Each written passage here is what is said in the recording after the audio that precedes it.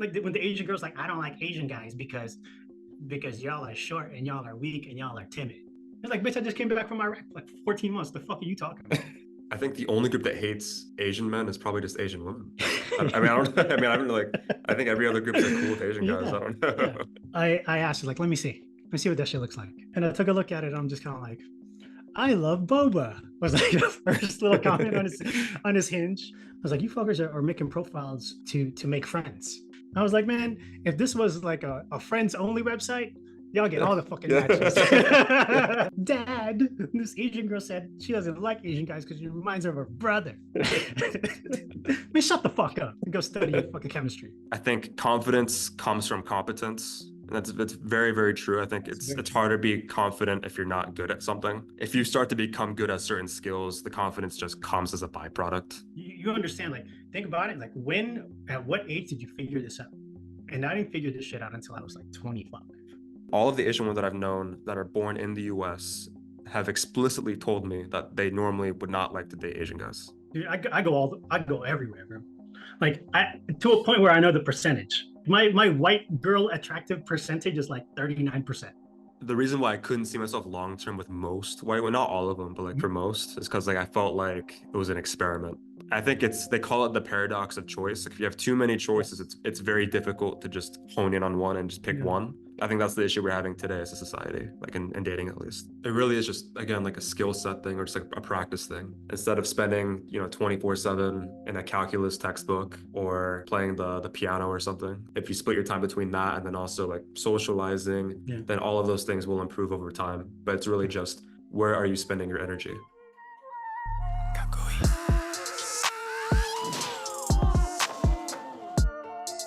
So my name is Marcus, man. I am a 20-year veteran of the military. I'm a poet. I'm an author. I own a clothing company, and I've turned my passion from, building young men and women into America's greatest fighting force into helping young Asian men beat the stereotypes of them being invisible, and I want them to win in dating. So I'm here. Nice. So in other words, the Asian Andrew Tate. Pretty much. Let's just go with Asian David Goggins. Okay, close enough. Yeah. Yeah, so a little bit about myself. I recently graduated school. I'm mixed race, so quarter Filipino, half Venezuelan, quarter white, so just pretty multi-ethnic. I work full-time in sales, like 9 to 5, but then I also do content management slash, video management and editing on the side as well. I've been working with large creators such as, Cherie Lu with the Cherie's Corner podcast. I've edited for Probably Something, and then also a weed cannabis brand called Butter, and making some of the ads for them too. So I've been kind of, growing this business on the side and hopefully eventually taking this full time, maybe hopefully at the end of this year or next, and seeing where that goes. I think it's interesting because, I mean, you have like more of a millennial perspective on the dating world, and, I'm like Gen Z. So, I mean, I guess what's it been like dating as an Asian guy for the past, I guess, 10 years or so? Like, how would you describe your experience dating? Very difficult. Okay. But it's difficult in the fact that I didn't have any reference. Yeah. I didn't have anywhere to really like look at. Like, I mean, YouTube was still starting, man, but it wasn't. It wasn't as content driven, or there isn't much of a library of products that you could really jump into and be like, I'm going out on Friday. I don't know what to wear. Let me get on YouTube, see this dude who knows, fashion, stuff like that. So it's very, very hit or miss. Very, very, you're the only token guy. Yeah. It's like, oh man, it's like, if this is going to happen, it's going to happen today. And so there's a lot of trial and error. I think that's why it makes it so difficult. I was in the military. So, when you get your feet set at a certain geography, then you move to another geography. Now you got to like, okay, I got to plant my feet here. But the things that you learn isn't working, in this part of the country. So it's like, it's like, God damn it, man. It was challenging because I could never set my feet. That's interesting. Like, what part of the country made it different, I guess, dating as an Asian guy? I mean, I'm sure the West Coast would be way different from like the South or the Midwest. Yes. Yeah. So I'm from Georgia. So my feet, my feet got set in those types of women. And then I went to Hawaii. Oh, right? yeah. Yeah. So I was like, all Big right, man, this is gonna difference. work, dog. So Hawaiians to Yeah. Philippines, and then it wasn't working. Like Mm. the way I talked, this is the style of my dress. It wasn't to that. In Hawaii? Mhm. Oh, interesting. Because I was wearing jerseys, just typical like Yeah. young stuff, but it's very urban. I Hmm. was wearing Jordans, and everybody else was wearing flip flops. Yeah. I was like, man, this isn't working. And I never really set my feet. And then I went to California, and then everything changed. And then I got sent to New York, then everything changed. Yeah. So it was very difficult because I'm trying to learn who I am. I'm trying to learn what the women want. I'm trying to learn how, you know what I mean? How to gain the type of communication skills that work for that type of girl in that part of the country. Have you noticed a big difference in online dating versus meeting people face to face, kind of the past like few years or so? Yeah, there is a Okay. lot more dependency in the online dating sphere than it is in real life, which Yeah. is which is kind of ass backwards actually. Um, how are you gonna like it's the learning gap of communicating in real life? Like I think to me, dating apps are a cheat Hmm. because you have the time to make yourself look a certain way, Yeah. you know, versus you just, hey man, you and me going out tonight, let's go, and you figure it out then and there. Right? But yeah, I mean, dude, it went all the way back to like you name any dating app, I was on. I mean, well, like Match.com, like the first Dude, ones, I don't know. the super first Yeah. one, you got to pay like Yeah. $30, and then like 90% of them are bots. I was like, fuck. It's like, Yeah. Dude, out in Hawaii, it's like, are these Russians really living here? You know what I mean? Some girl named Slatvana, All right? the It's like, Russian escorts, yeah. yeah, and it's like, this isn't working. Like, uh, dude, I caught it at the back end of the MySpace thing, Oh, where you wow. just, Okay. dude, you just click on the girl Yeah. and you're like, I don't care what you're up to, but this is me. I want to go out. Like, totally. Yeah. And I think the more you learn how to make yourself marketable without lying Yeah. to yourself, like it gets easier. Yeah. You know, especially now, dude. Like I don't understand how Asian guys say that they can't get dates when you have the canvas to make yourself look a certain way and show the world who you are. Well, like dude, Hmm. everybody like no dude is like super boring. Like I Yeah. highly, unless you live under the rock or in your mama's basement, which I'm sure some yeah, guys do, but yeah. but I guarantee you, like, what's in Yeah. your basement, dog? You got Dragon Ball Z figurines, right? Let me see your Yeah. computer set. There's a certain type of knowledge that's going to make you very exciting to talk to, but yet you just don't know how to not necessarily market yourself to the audience, but like you're good at something. How do you not know how to throw that to somebody that's going to make it highly interesting? Which Yeah. everything is interesting to everybody. Like that's the shit that I don't understand. I think it's interesting because, I mean, at least for my generation, most of the dates that I've ever been on have actually been through online means of some sort, whether that's like dating apps like Tinder, Hinge, Bumble, or like Mhm. Instagram's a big one too, just like DMing girls on Instagram. I mean, that's how I Yeah, met my first like super long-term relationship was from an Instagram DM, like during COVID. Yeah, I mean, dude, it that's works. It bad. really works. I mean, I'm telling you. But yeah, I mean, I think in this day and age, your social media presence means a lot, honestly. Mhm. Like Yeah. especially on Instagram, just like showing that you have like a decent social life, you have something going on for yourself. Like you're not just like living up. Women just want to have fun, honestly. Like you don't want to live a boring life. Yeah. You know what I mean? Women want to like join your lifestyle, like whatever you're doing, like whether you're traveling a lot, whether you're like hosting parties or just gets out of your room, basically. Mhm. Like do something Yeah. interesting, like live an interesting life, have hobbies. That stuff really does matter. And also Mhm. just like getting in shape, doing all of those things. I think, I was looking at some of the comments, like on some of these like Asian dating videos. I think like, I mean, a lot of it is excuses, but I think for the most part, like at least in Asian culture, I would say like there's a big emphasis on, obviously like studying, big emphasis on Mhm. like kind of Yeah. conformity. I think if you spend less time in your room studying all day and more time being more social, like dating more, working out more, you will see a huge difference in kind of like your dating outlook and your dating outcomes. What people don't understand is like, especially like when you give advice, right? Like to 18-year-old kids. Yeah. even all the way up to 35, right? Because I've given advice to 35-year-old guys.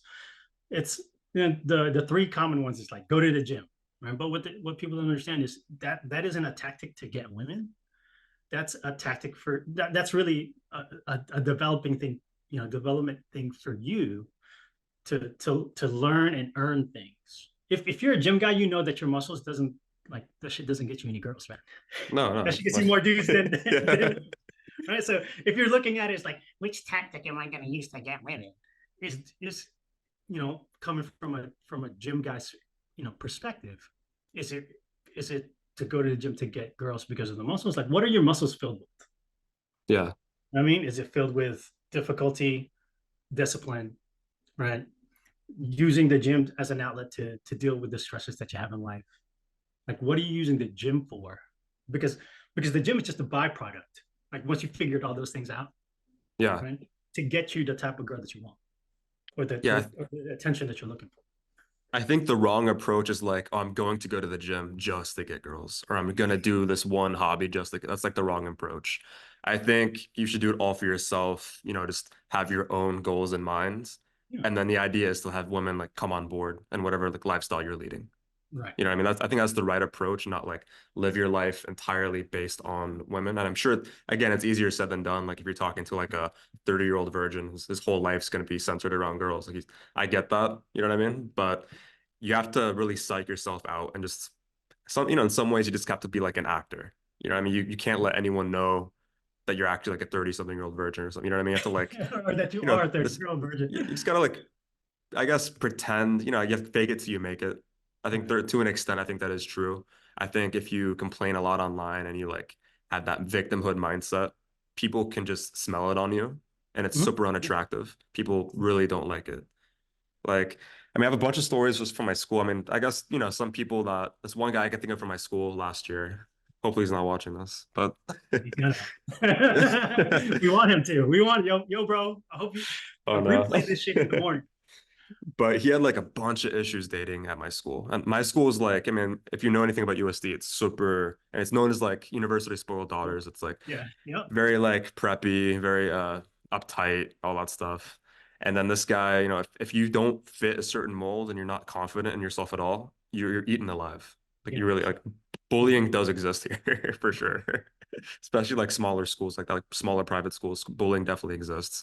And then for him, like he would complain a lot about like his troubles dating at my school, and he would say it very publicly and vocally. And that was like a huge mistake because people would see that and just view him as like, okay, that guy's just a weirdo. Like that guy's like a victim. I don't want to associate myself with him.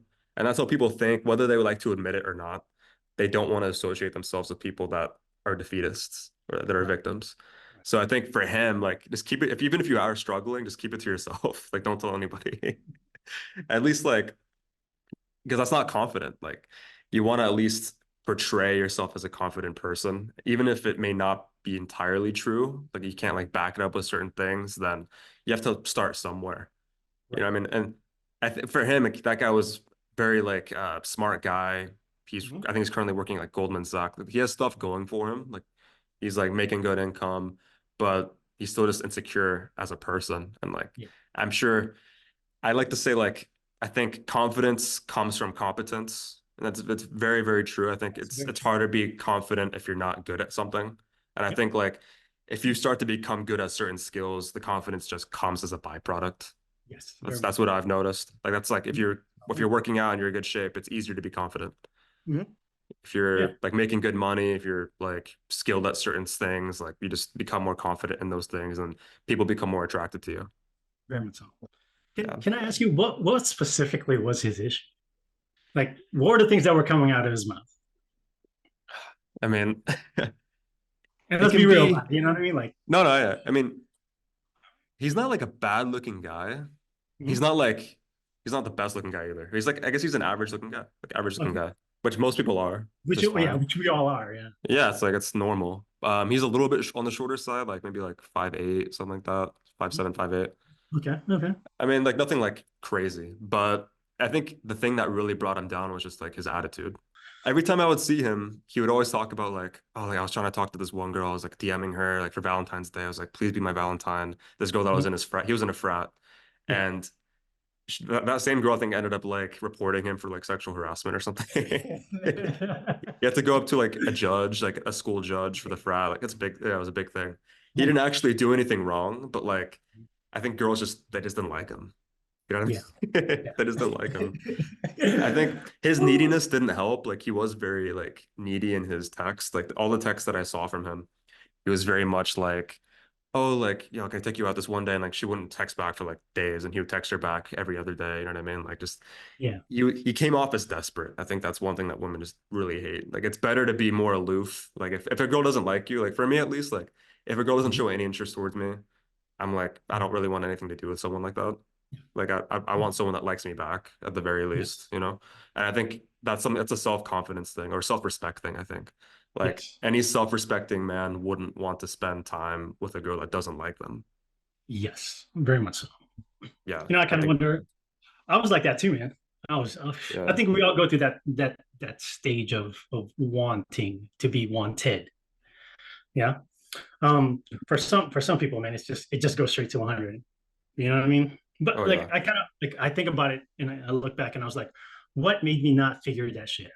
Like, what? How come ignorance? Right? Why was my ignorance so strong? And why did I live in this level of not just like feeling desperate, but not understanding the logic of what I'm doing, what I'm feeling. Yeah. That's why I asked you. I wanted to get a visual representation because yes, it's oozing out of him, right? But Oh there's, yeah. you know what I mean? Like I asked one thing I would ask the dude would be like, hey, are you even prepared to handle this type of situation? Like that's why I wanted like I want to do this because I'm not going to give you just oh find another girl, right? Because Yeah. a lot of these things are internal to our emotions, Hmm. right? And I'm just kind of like, okay, do we understand, right?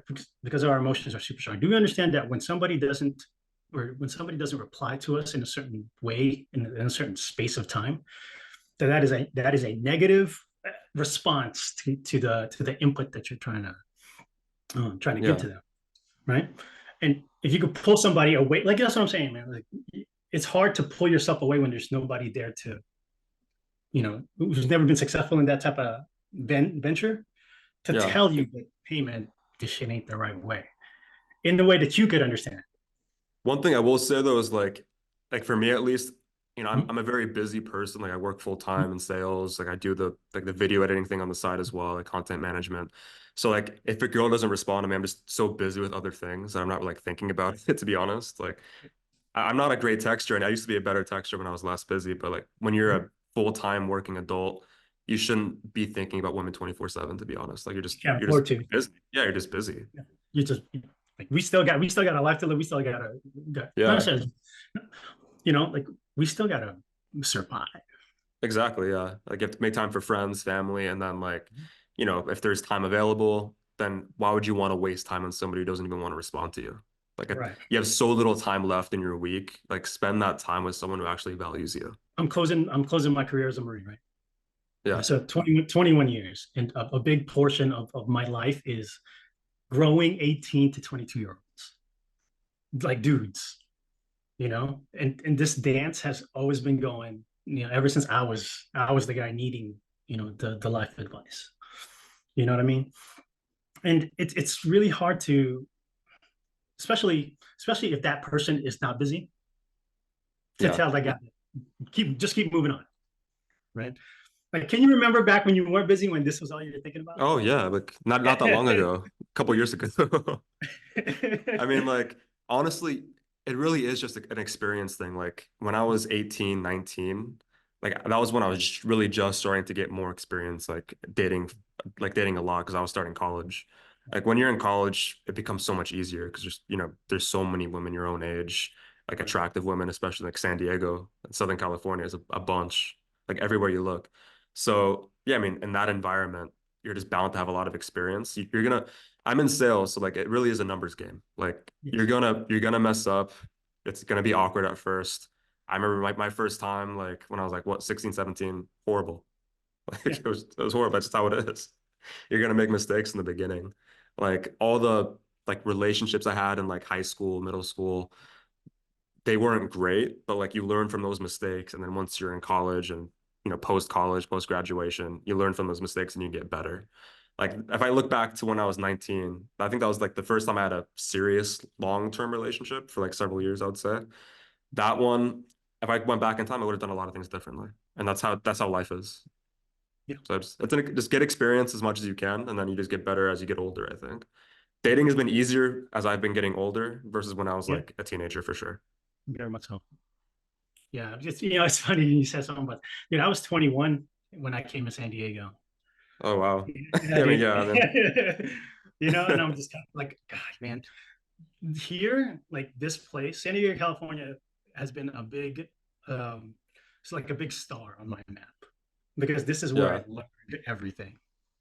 Like yeah, I was in Hawaii for the first 4 years, man, but to me, it's so isolated that when I came here, this to me was the real test. yeah. You know what I mean? Of how I could communicate. Dude, I took so many L's here. Like I would drive by Oh the yeah. line. I was like, I was like, yeah, I remember that. Yeah, no, the girl walked out on me on that store right there. It still exists. But yeah, man. I thought the YouTube space, and I thought he was just like young dudes. You know what I Yeah. mean? Like when I'm trying to do this project, somebody told me it's like you understand. Like think about it. Like at what age did you figure this out? And I didn't figure this shit out until I was like 25. Actually 18 to 25, there's so much learning, Oh, right? for And that's just sure. the stage, right? And then 25 to like 29 is another stage, and then 29 to 30 something is gonna be like another stage. What So makes me really sad is seeing some of these stories of like guys that are like in their 40s, like yeah, complaining about this. That's like I think there's a lot more guys like that exist in this country than people think. There's a lot yeah, more than people think. yeah. And I'm just kind of like take away your money, right? Take away all your tech bro advantages, right? Yeah. I take those Yeah, away from you. money won't help you.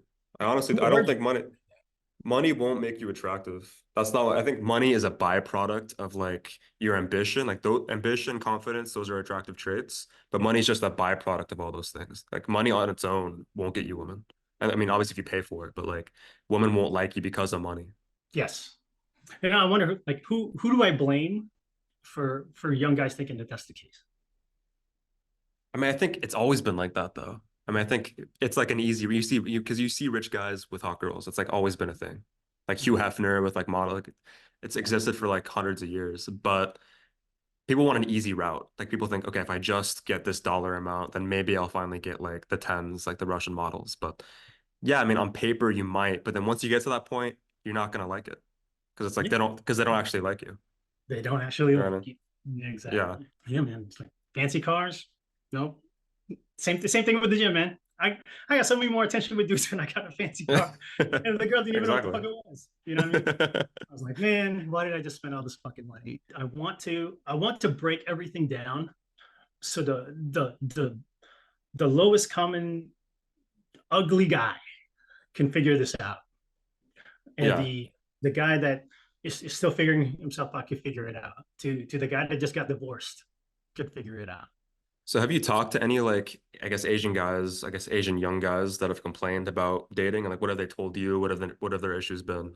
Yeah. Oh, dude, I was lucky enough. I had a job over in San Clemente, and this is the first time I had like 30 Asian dudes that I was in charge of, and it was the first time that they saw somebody Asian in leadership positions. Yeah. And I remember having that conversation. He came up to me and was like, "Hey, man, um, I've never seen anybody that looked like us in the position that you're in." Hmm. And I was like, "Man, what an eye-opening experience." Now, don't get me wrong; it's just kind of like Asian guys really don't join the military, or they join the Marines, right? But there's 30 of them I'm looking at in this one classroom. And I'm just kind of like, okay, if that's the dynamic, ask me any question that you want to ask, right? And I was like, I remember I closed the door, I shut the blinds, all right, and I turned on the light, and I was Yeah. like, this is a free for all questionnaire, go for it. And the first question was like, how come I'm not like you? Hmm. Was the first question. Uh, Korean dude, been in LA all his life. And I was just kind of like, what do you mean? It's kind of like why don't I feel the swag and the confidence? But yet I'm like, you know what I mean? Like you're already a Marine. Like that should be confidence enough for you. Yeah. The second question was, you know, I'm not in the best shape. Why can't I get any women? So it turned into like a dating 101 questionnaire. Like to me, I was like, did you live in the West Coast? This is like women are everywhere around here. Like I don't understand. Right. So Yeah. I tempered like where's the gap in the knowledge? Where's the gap in the experience? Especially, dude, I came from DC and that was like my third day at work. I thought it was geographics Hmm. was the deal, right? It's like if you're in a place where it's just nothing but Asian girls and you're not winning, like what's going on, dude? I think with the Asian guy issue, at least when it comes to like confidence, I think in a lot of Asian families, you were constantly told that you're not good enough.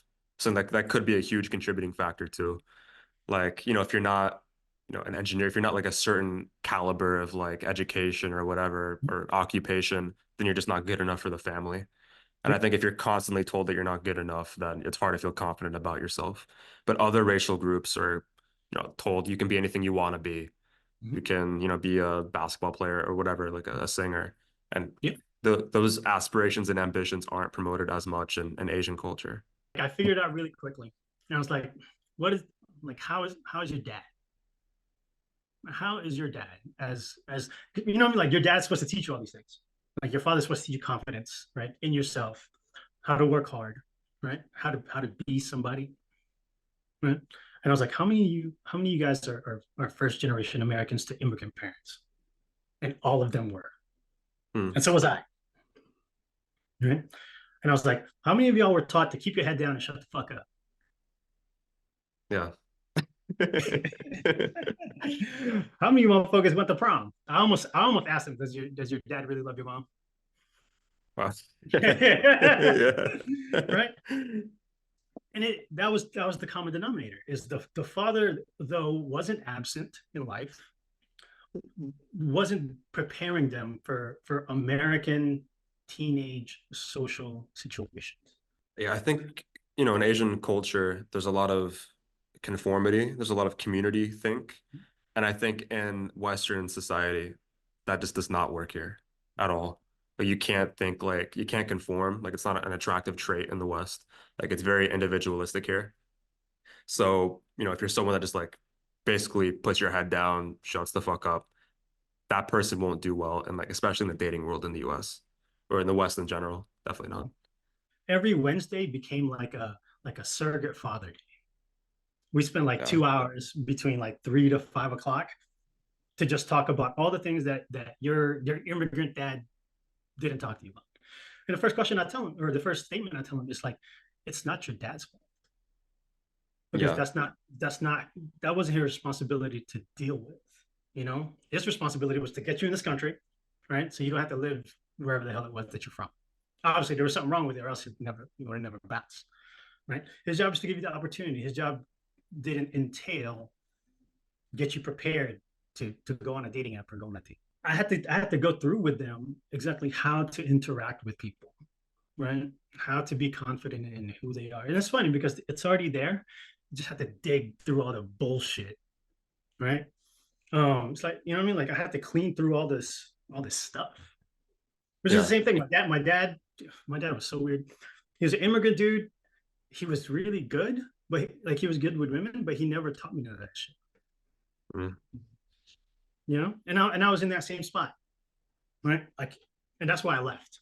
I was like, dude, I'm not gonna live the plans that they're gonna have for me because this shit ain't working. But you figure out really quickly that my dad wanted me to go to finance and go to UCLA. I was like, Yeah. that shit ain't gonna be my life, man. Just imagine, like, if I had to make that decision. And my parents still thought that the military is like for guys who aren't smart and for people who like got in trouble with the law. It's tougher in like an Asian family to break out of that mold because again, like in other cultures, you're more supported. There's more of a support system if you like want to pursue your dreams or something. But I feel like the support system in Asian families is conditional. Like, yeah, we'll support you, but if you want to like go outside of what we have planned for you, then we're cutting you off or we're doing something else. I'll bring up like the girl I was dating. She was Asian. Well, she was Mhm. Indian, but like similar cultures. Yeah. And she came to the US, or she came to the West Coast. She transferred from her old school in the East Coast, because she basically like wanted to venture outside of what her parents had planned for her. Yeah. And basically her parents cut her off. So that's why she moved over to the West Coast. Um, but yeah, I mean that's how it is in Asian culture and Asian families. And I see it changing now. You know what I mean? Uh, Because at the end of the day, whose life are you living? yeah, exactly. And what people don't understand is if you like, are you scared of being broke? Are you scared of being alone? Right? Are you scared of being called a loser? And most people are. And the second question I ask is, do you feel like a loser now? So Yeah. everything's the same anyway. As someone like in my early 20s, I'm going through the same thing too, where it's like, I'm working a 9 to 5 and it's a good paying job. I like it, but I can't see myself doing that forever. Definitely not. Just it's not for me. I mean, I like entrepreneurship and endeavors. I like doing my own thing. I like creating content, but I am afraid of being broke. You know what I mean? Yeah. Yeah, I mean, I think everyone has that fear, especially when you've been broke before. It's like I don't want to go back to that. Yeah. You know what I mean? I mean, same here. Right. Yeah. And that's why I make the comparison. Is like, if this is what you fear, and if you take a look at your situation now, are you there? It's Hmm. the same. Right. So especially like the guys that are scared to go against what their family's wishes are. Right. Because one day you're going to figure it out, and that day might be a little too late for you. Getting into my experience both in high school and in college, like dating as, I'm mixed race, so I'm a half Venezuelan, quarter Filipino, quarter white, just kind of all over the place. Yeah. My mom is like half Asian, half white. My dad's from Venezuela. Like first, I came here first gen. So yeah, in high school, like I had a lot of Asian friends, and honestly, none of them did well in dating. I mean, I mean, okay, with the exception of maybe one. Like one did okay, and Yeah. like right now he's actually dating like a really cute girl, so he's improved All over right, time, which is man. like, no, It I mean, ain't 0%. exactly. I mean, there's a lot of success. I'll bring up the success stories in a bit, but like, you hear a lot of negativity online talking about like Mhm. dating as an Asian guy. Yeah. There's a path. There's a path forward. There's a light at the end of the tunnel. You know Yeah. what I mean? Like, yeah. And college is when I think I've gotten more insight into like dating as an Asian, or like Asian dating in general. Because like Okay. one, I was dating an Asian girl, so like I heard a lot of perspectives from her, and then Mhm. also like seeing Asian guys as young adults trying to meet women like firsthand. Like in high school, no one's really dating. Like Yeah. they're kids. Like You've I mean, learned. when you're in high school, you think it's like everything, but when you're actually looking as like an older guy, like early 20s and beyond, it's like you don't know what you're doing. You're a kid. Right. You know what I Exactly. mean? Yeah. And then in college, I guess that's a better example. So in college, Mhm. certain friends of mine, they might be saying this. I don't want to call them out specifically, but I was, some friends of mine who were Asian, didn't some of them didn't do too well, to be honest. And then one did pretty well. And I think he's like a good example of someone you should probably emulate as an Asian guy. And for those saying like, oh, like if you're short, you're doomed. He's probably like 5'4". He's he's probably like 5'4" at Nah, the dude. like being generous. He's probably 5'4", maybe 5'3". Mhm. Pretty short guy. He's he's a decent looking guy. He's like average looking, I guess. But he was very, very confident. He was extremely confident guy. He's really smart. He's like pre-med track. All he's an Asian guy, so pre-med, like kind of following that track. Yeah. But he was dating like a really hot Latina, like a Mhm. really hot Mexican girl, and he met her in high school. They were dating throughout college. They have since broken up, but he broke up with her. It wasn't like the other way around. So Such a baller move, bro. yeah. No, he's living a good life. He's living a good, like he's Yeah. traveling the world. Like he's Mhm. killing it.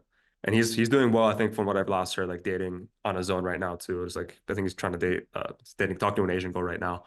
So yeah, I mean he's a very good success story, but I think what makes him more successful is his confidence. And I think it sounds cliche and like Yeah. I guess to the uninitiated, it sounds like bullshit, right? But Yeah.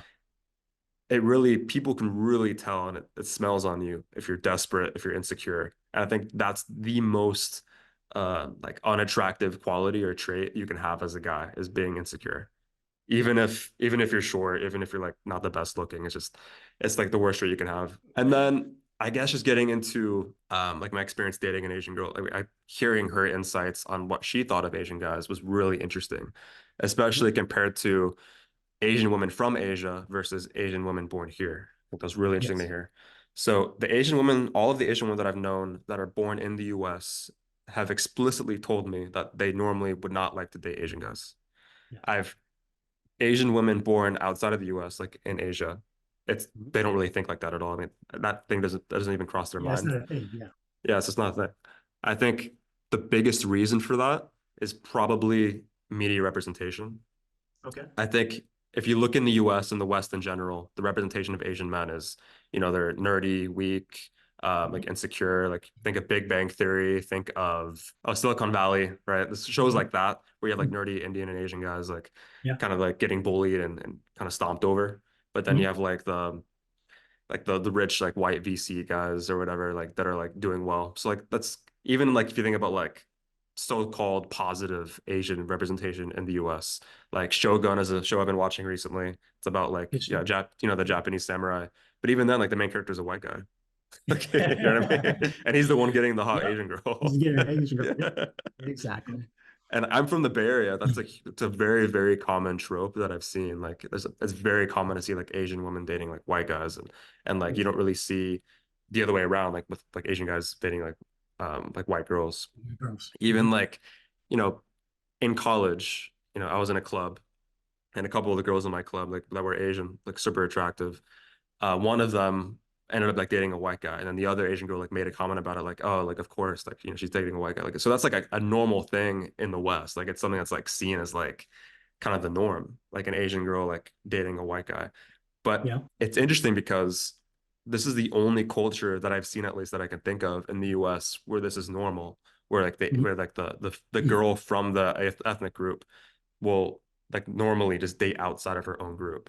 Yeah. Like even if you think about like Mexican culture, Hispanic culture, normally most groups stick with their own. Like most white girls Yeah. will date white guys, black guys with black girls, Mexican guys, Mexican girls. But for some reason, I think I don't know the stats exactly, but from what I've read, Asian women are more likely to date outside of their race than any other group.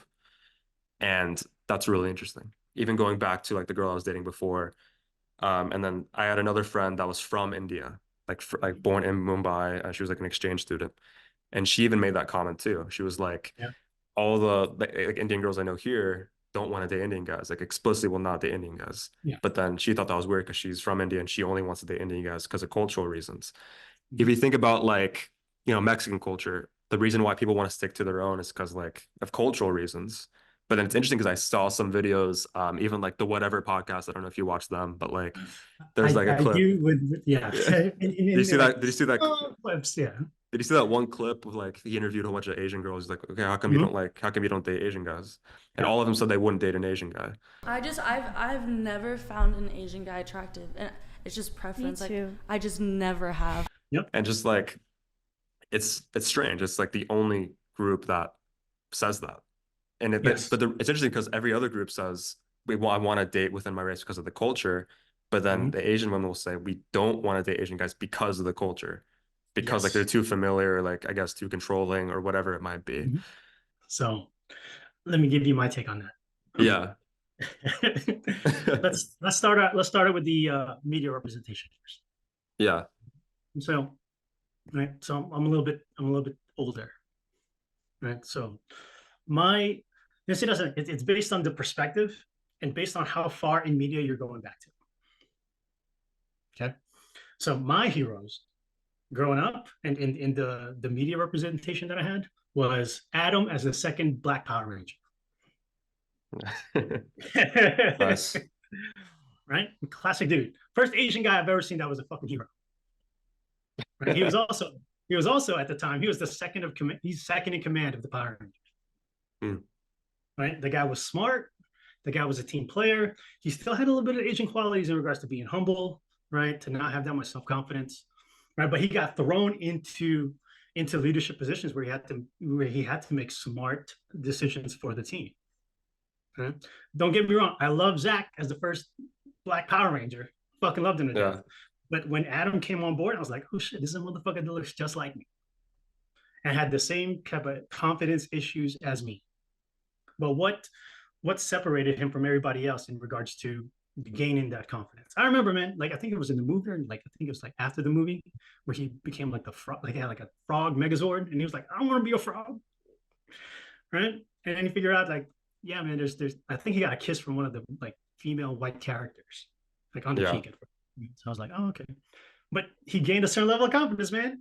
And I was like, that's the type of motherfucker I want to be. The second one was Hook. I don't know if you've seen Hook, Robin Williams. No, Oh, I haven't dude. seen it. Yeah, yeah, you gotta watch that shit. Rufio was also a very strong influence on me because the guy who played Dante Basco is actually Filipino. And I remember when he came in like he did some like jungle flip, and he had like red hair and he was in a tomahawk, right? Robin Williams was like, "Who's in charge here?" And all the Lost Boys just pointed. They didn't even say his name. He just pointed because everybody knew who the fuck he was. Yeah. And I was like, oh my God, like this guy's in charge. And he had a ton of swag, right? He knew how to fucking rock a sword. Like he even fought Hook at the end of the movie. But I was just kind of like, who is this guy? So if you know what I mean? Like I'm a big movie fan, I'm a big TV show guy, right? But what I've seen in Asian guys, like they don't ever go back. If if Big Bang Theory is your starting point, Asian representation play, you got to Yeah. go back a couple more years, right? There's even like Anna and the King. Are you familiar with Anna and the King? No.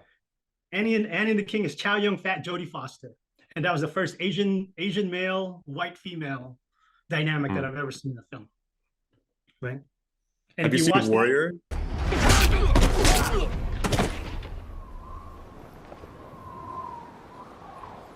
yeah, dude, I've seen that too. I love Dude, that show. like, Love that show. dude, Yeah. there's so many examples. If you go back, not 2010, like Yeah. there's plenty of them. And there's another movie. It was a Filipino movie. Dayanara Torres was actually the female lead, and there was a male Filipino lead as in the love story. And if you don't know who Dayanara Torres, she was Miss Universe 1993, and she was also Mark Anthony's first wife. And she made a movie in the Philippines with Filipino people, where she was in like a very feminine role, and there was a strong male character in the film. Yeah. So if you kind of go back a little bit, there's plenty of damn Asian male representation, right? But what type of content and what timeline do you choose to watch? Yeah, man, I think it exists, but like how popular are those films like in the US? You know what I mean? Like I guess the most popular shows with Asians in it would probably be shows like probably Big Bang Theory or like Silicon Valley. Yeah, Which I've never I think watched. yeah, I mean I think Warrior and like Shogun, they're really good shows, but like how many shows are there with like Asians that are like kung fu or like samurai? You know what I mean? Like can we like venture out? Can Asians like venture outside of kind of fighting like martial arts or like nerdy films? Like I guess every ethnic group, especially like Hispanic and Asian groups, it's very much like niche where it's like you have to, it's very like they call it, I forgot something casting or like you're only in a specific like Pacific, yeah. type of role. Whereas like if you're a Mexican guy, you have to be like a gangster or whatever, like a cartel member. But if you're an Asian, you have to be like a kung fu master or like a nerd. Like if you're a white actor, you can play any role.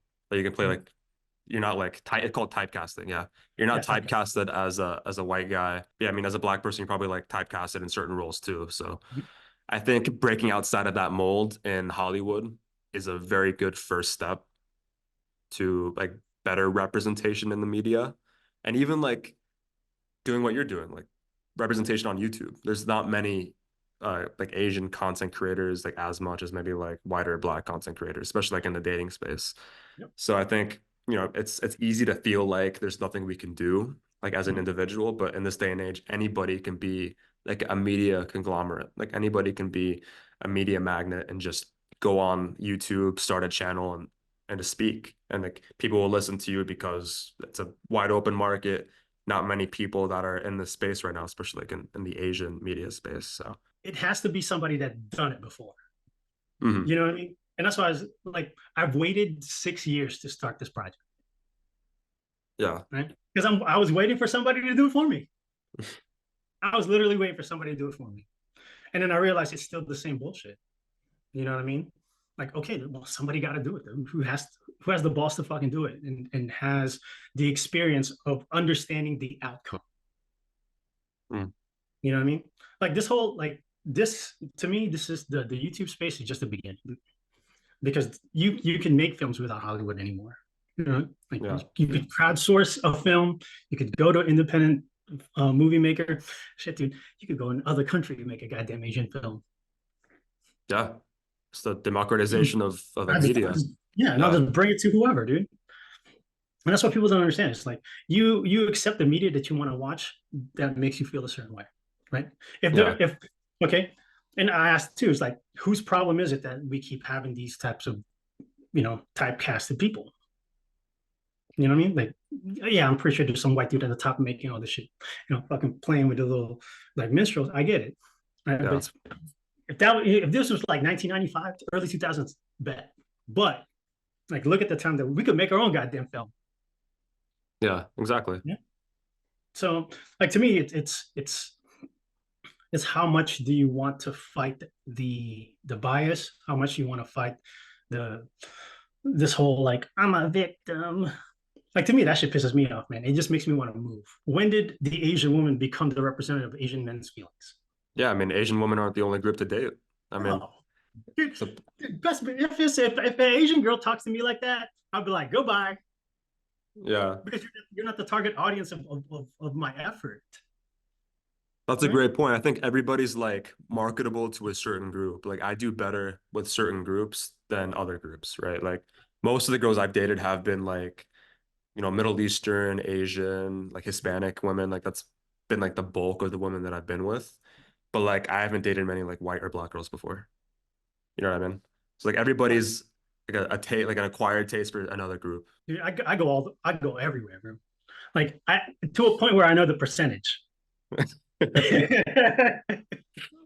Right? My white girl attractive percentage is like 39%. You have like a spreadsheet or something?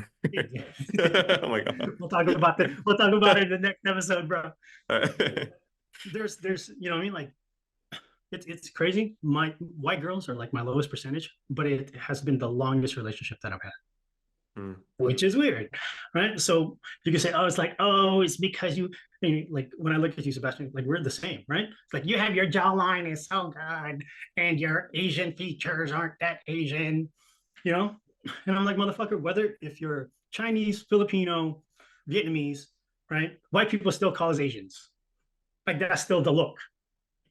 Yeah. You know, like there's some things, yeah, height, looks, all that shit. Like all those things are very subjective, and I get that and I understand that. And I understand that way more than most people, right? Because, dude, sometimes you're the windshield, sometimes you're the fucking bug. And I've been the bug all the fucking time, right? But I didn't stay in there, right? That wasn't a blanket that I just cuddle up with at night and be like, yes, I'm a loser. Right? At one point, you'd be like, dude, I can't be like this. I can't live my life like that. So what do I got to do? And that was the first thing. Is like, when did Asian women control how Asian men feel about themselves in the world of dating? Yeah, like honestly, there's a lot of Mexican, like Latina girls that love Asian guys. There's a bunch of them. I think it's probably like there's a bunch of other groups out there that would love you.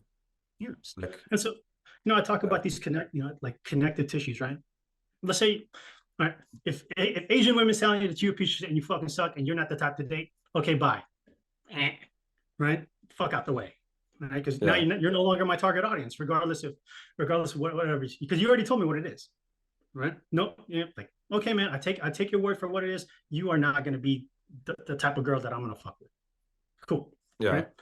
Okay, that leaves us with three major groups, right? The white chicks, the black girls, and the Latinas, and to a certain extent, all the international ones. Well, if you're Asian, okay, what do black girls like, right? What do Latinos like? And I figured out, it's like if I dated Latina, family is a very big thing with the Latino girls, right? Asian people, very big on family. Yep. It's a perfect mix. Yeah. Black girls is like, okay, black women, put a lot of their emphasis on education. Asian people fucking put a lot of emphasis on education and generational wealth. Yeah. Right. White girls, okay, some white girls don't. Some people, like white girls, love this adventure, right? Different types of flavors, the exoticness of Asian guys. That's the one issue I've had with white women though. It's like I always felt like I was being fetishized to an extent. You know what I mean? That's how I felt dating white women. Yeah. And that's why like I mean Did obviously that there's did that feel exceptions. wrong to you? A little bit, honestly. I was like, I think the reason why I couldn't see myself long term with most white women, not all of them, but like for Mhm. most, is because like I felt like it was an experiment. I felt like it was just like an exotic thing. But like when I'm with like brown girls, I guess, Yeah. I just feel like it's just normal. Like it just feels natural, if that makes sense. Did you ever tell them that it feels like you're a little cage bird in their little white palace? I never Did that said that. conversation ever come up? No, I never brought that up. I mean, it was always like it wasn't like a serious relationship. It was just more like we would see each other as like casual, but like it just felt different because like she would only date like brown guys. I'm like, okay, like why are you only dating Why brown do guys? that? Yeah, yeah, And I'm yeah. sure See, like on the other end of it, I'm sure there's like Asian girls like that. I'm sure there's white guys that only date Asian girls. I'm sure it's weird for mhm, those Asian girls. yeah, And it's just yeah, it's just a little strange to me. dude. I attack those things. If I have a certain feeling, right? Yeah, I don't I don't I don't hide it within myself. You know what I mean? Um, because I gotta know because it's gonna bug me.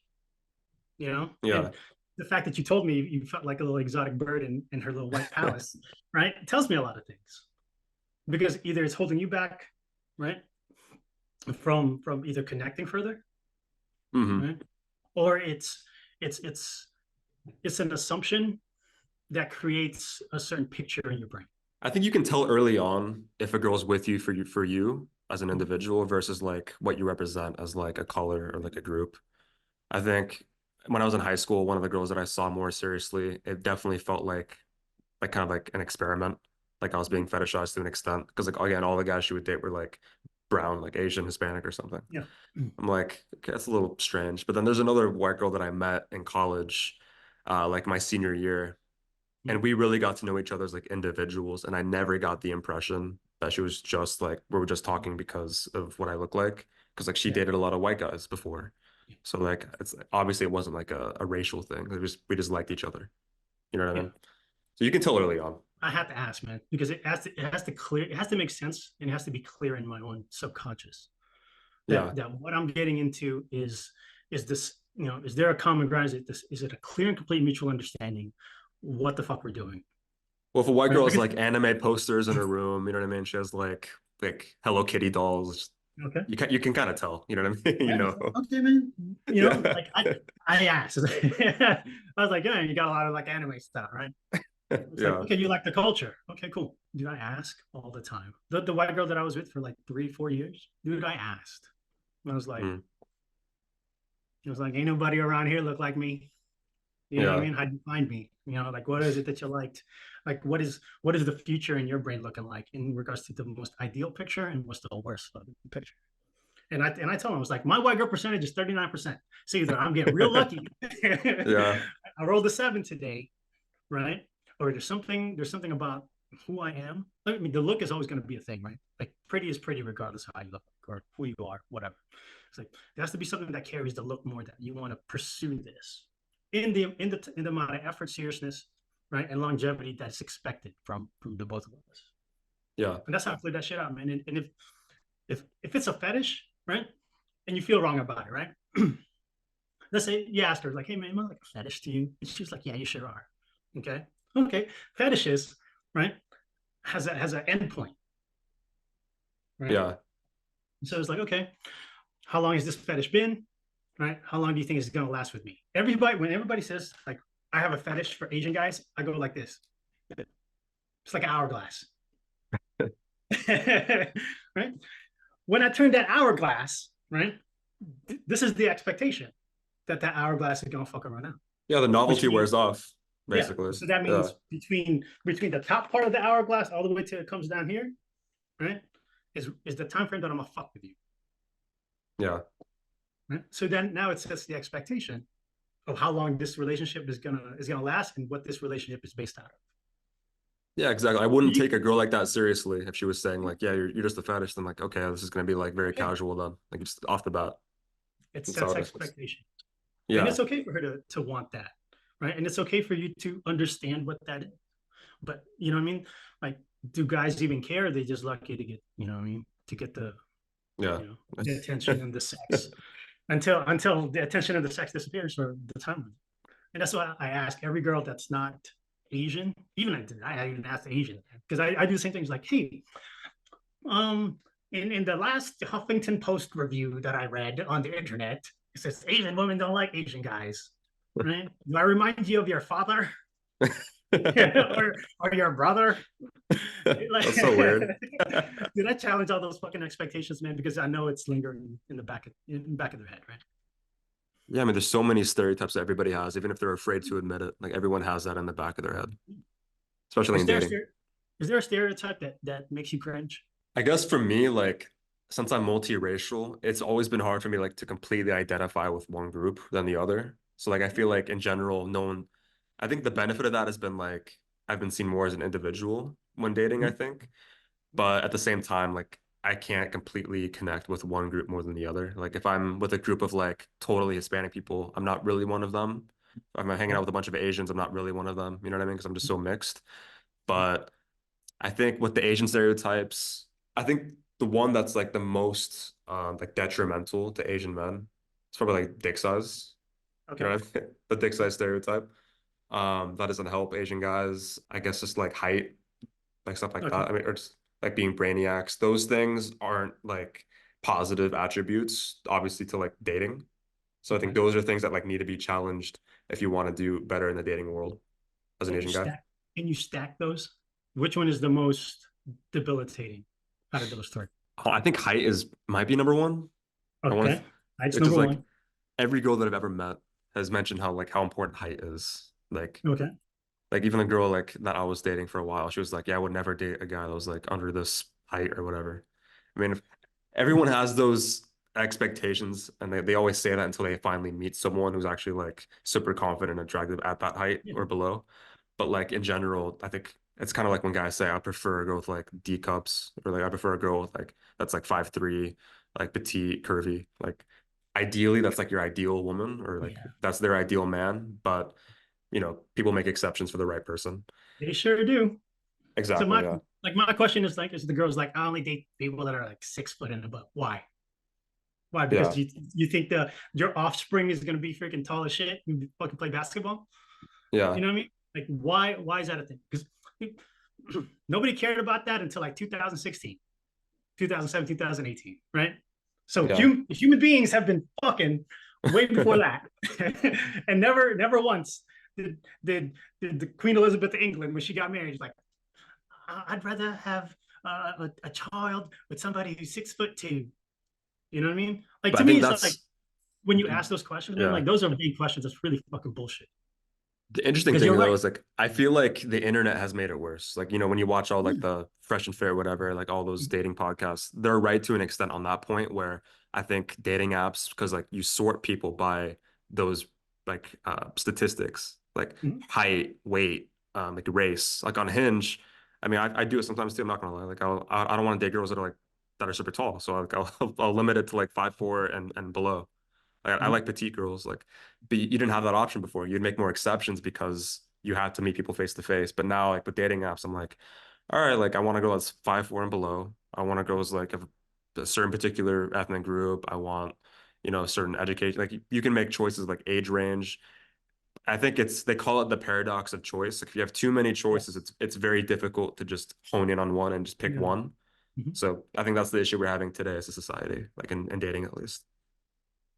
Confident people that go after those types of stereotypes. Yeah. And because I had to learn that. I had to learn it that it's okay to ask why because it does it, you know what I mean, like it makes you want to know, right? Because when you peel those layers, I guarantee you it's only about two questions deep. Yeah. Oh, for But sure. do Asian guys even get that far, or do you just like I don't like Asian guys because they're short and be like okay, I'll see you later, right? A little Quasimodo walk, right? Like Like, what do you think the biggest issue is for like young Asian men dating them? Like, what would you say from what you've seen? they don't understand, they haven't had an opportunity to to earn their masculinity yet. Hmm. The reason I say that is because if your parents are the keep your head down, shut the fuck up type of people, and the only victories in life you ever had is you aced your SATs and you passed through all these tests, the fuck does that do for you? Remember, right? Yeah. Men are built with these, right? With this, right? Yeah. Right? With this. You know what I mean? And you take a look at like all the Asian movies, right? Every Asian guy in Asian cinema is a fucking hero, right? It's the fucking Mhm. king, it's fucking emperor, right? And you come over here and you're Jackie Chan or Jet Li in fucking Romeo Must Die, where you get a peck on the cheek and a lady after kicking 200 people's asses, Yeah. right? So it's just kind of like, okay, look at the opportunities you've had.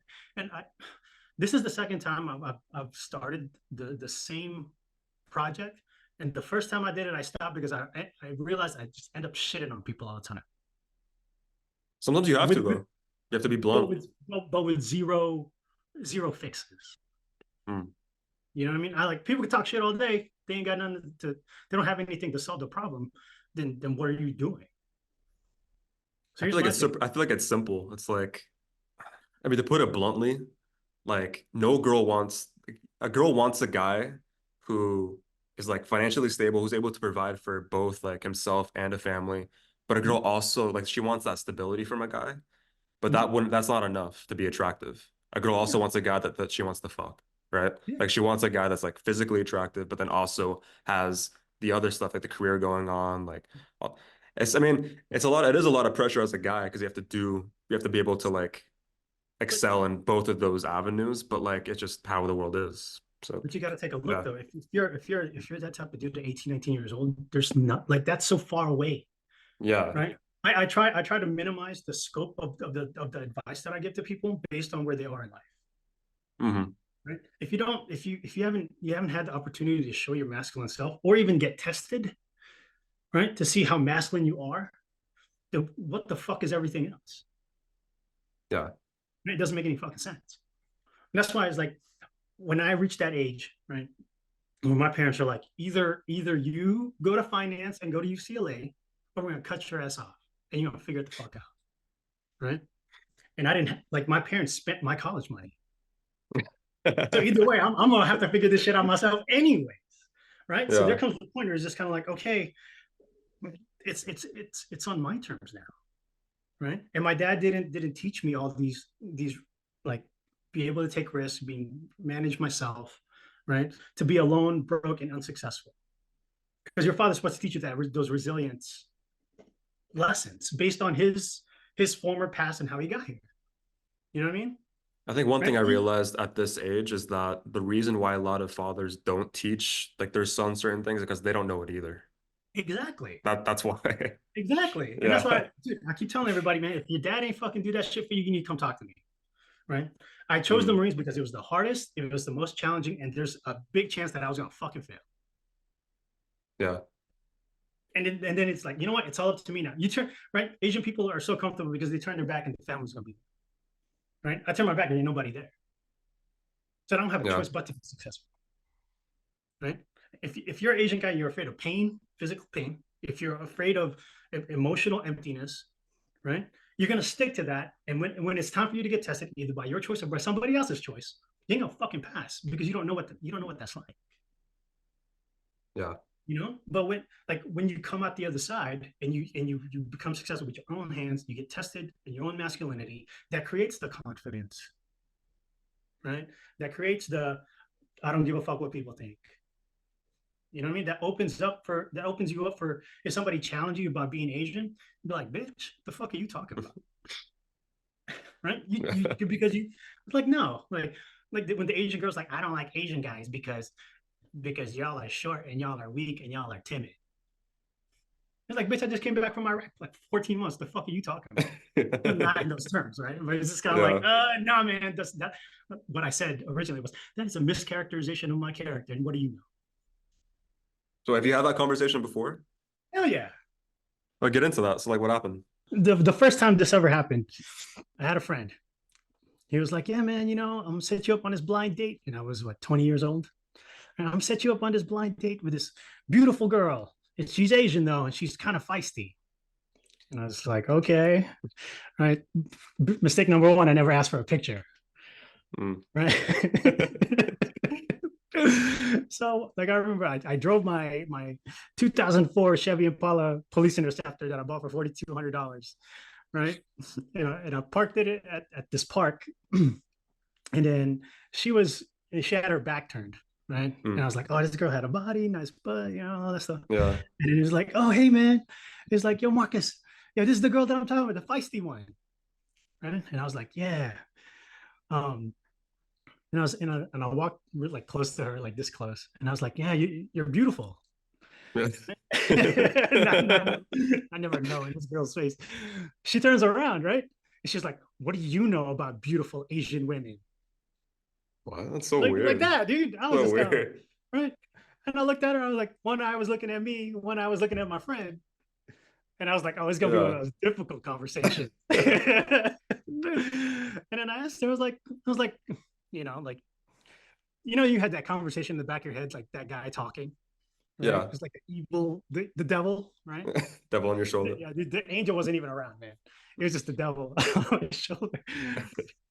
And she was like, "What do you know about beautiful Asian women?" Right? And I was like, "You know what? Like that all Asian women are beautiful." I was trying to be nice. Right? That little devil on my shoulder was like, "You better stop lying to that girl." Looking like a damn chameleon. Right. And she was like, "Well, I don't date Asian guys because you guys are short, because you guys are timid, and you have small dicks." Right. This is the same thing that every Asian. That's the first thing she's told you. Yeah, dude. You didn't ask me what my name was. Nice to meet you. Right. It just went like that. And I was just kind of like, oh shit. And I asked myself, which way do I want this conversation to go? Like I said, like I came back from Iraq, man. I was solid in my masculinity. Yeah. Right. I studied You're a psychology veteran, at the time. Yeah, you know what I mean? I was kind of like, it's like it's not necessarily about the fighting, but I was confident in myself and my capabilities and what I could bring to the table. Yeah. So I had that backing me up. And I was like, first off, define short. Right? She's 5'1", I'm 5'10". Right. So I'm just looking down at this girl, right? I was like, define short, because I'm not that. It's like, what do you mean timid? Because I'm challenging all the bullshit that's coming out of your mouth. Right? That I'm not that. So I was like, where is this coming from? And I was like, your assessment is inaccurate in all aspects, specifically in this conversation, specifically with the motherfucker that you're talking to. It's just like that. And that devil on my shoulder was like, keep going. Tell this motherfucker what's up. And I remember my friend was still looking and he got kind of uncomfortable. And I was like, yo, let me talk to you for a second. And I pulled her to the side and I was like, let's have an honest conversation. Why is it that you don't like Asian guys versus is there a problem that you have with me? Because I was like, I ain't the type of motherfucker to talk to you like that, nor am I the stereotype that you are so firmly against. And then the conversation like went the other way. And she looked at me for like 5 seconds and then she realizes like, oh, this isn't the type of guy that I should be talking to like that. Like, have some fucking respect. And let's bring down the attitude. Let's get to the realism about what your problem is. And then I figured it out. You know what I mean? It's not because we're weak, we're short, we're timid. It's just that it's the same problems with Philippine. It went straight to the Philippine or the Asian dad thing, which was the dad is super powerful within the household and super controlling. You take him out the household, he's nobody. And that's where the hate came from. And what she tell you about that? Interesting. That was the story. And she was like, yeah. I was like, it probably must be a dad thing, right? Because there's no way you could just go grow this internal contempt for Asian guys. Right? Did your brother beat you up? Were they mean? Right? And it went from like, yeah, my dad was super controlling, but when I needed him to have my back, he fucking pussied out. Like, what do you mean? Did she give you like an example or like? Yeah, I think it was like a high school thing where she fought against, like she fought this girl, and you know what I mean? The dad was so upset because the dad had to be called into the principal's office. Yeah. And then when the principal talked about what happened, the dad got mad at her in the office. That is interesting. Like, I guess like Asian, like I've seen that a lot. I mean, at least in films, just like examples from what I've seen, like from friends. But yeah, like, and within the household, Asian men are usually very strong. But then when it comes to issues outside of the household, because they don't want to make their family look bad, they don't want to be very confrontational. They want to like conform, basically. Yeah. that's where I came up with the head down, shut the fuck up thing. Because look at the body language. Yeah. And she was like, oh, that that motherfucker pussied out like right in front of the other parents, in front of the girl that she had a problem with. You know what I mean? Like there wasn't this support that historically is supposed to be in the family group. And so it kind of created this like two-face that she kind of hung on to. Yeah. So it's like, oh yeah, then that's how, like the trauma kind of goes to her brother, and it's probably going to go through the next Asian guy that she talks to. And then if you look at the logic tree, right? If 90% of Asian fathers are like that, right? The stereotype is still going to exist because it grows into the son until he figures it out. Yeah. My dad was like that too. It's funny because I empathize with the story because it's exactly the same thing that happened to me. Like my dad was this fucking big shot, and then when I got in trouble and I fought back against this fucking bully, got sent to the principal office, same thing. Except you know what I mean? Like I told myself I'm not gonna be my pops, man. Like I'm not gonna be like that. He had his own trials to go through, and I respect him for it, but he has zero situational awareness about what the fuck I'm having to deal with. He doesn't have to deal with the bullying, right? I can't talk shit about like how come you can't fucking go to another country and be successful. He already did that. Like that's not my space to challenge him on that. But he also has zero knowledge of getting bullied in school or being the first generation Asian guy or being a token dude, right? Or having women of their own race make you feel a certain fucking way, right? Because he doesn't have that problem. Because in Asia, he does whatever the fuck he wants, right? You know what I mean? Like because culturally you could do that. That makes sense. So, I have a hot take. I just feel like Asian women. I think the only group that hates Asian men is probably just Asian women. I mean, I don't. I mean, I don't like. I think every other group is cool with Asian guys. I don't know. I've only heard this stuff from other Asian girls. I never heard this stuff from like other groups. It's weird. And that's why I ask you, man. Is like when the fuck did Asian women dictate how Asian men feel about their dating aspirations? You get the fuck out of my face. You know what I mean? Respectfully. Because you're not the target audience, man. Yeah. Like they have the opportunity to go away from Asian guys, right, and be happy, and they get fetishized, right? Who says we can't do that ourselves? Yeah. Right. If we're not getting love from the women that culturally we expect that we could have, that's supposed to be the easiest, right, to share that type of continuity with, then all right, man, I gotta go find somewhere else, dude. If the Foot Locker that you go to don't have the Jordans in your size, you know what I mean? Go to another fucking store. Yeah. Right? Go to the Nike store, right? Go to Dick's Sporting Goods. You know what I mean? Like, sometimes it's not really your fault. I think a lot of it's just like internalized racism, I'm assuming. Because like it really just, it's self-hatred. Because like why else would, because no other group hates other men from their own ethnic group. Yeah, man, but that's not our problem. Yeah. Internalized racism is if the girl has internalized racism, that's her fucking fault. Yeah, it's just kind of sad. Yeah. Right. So it's you know what I mean. That's not my burden to carry.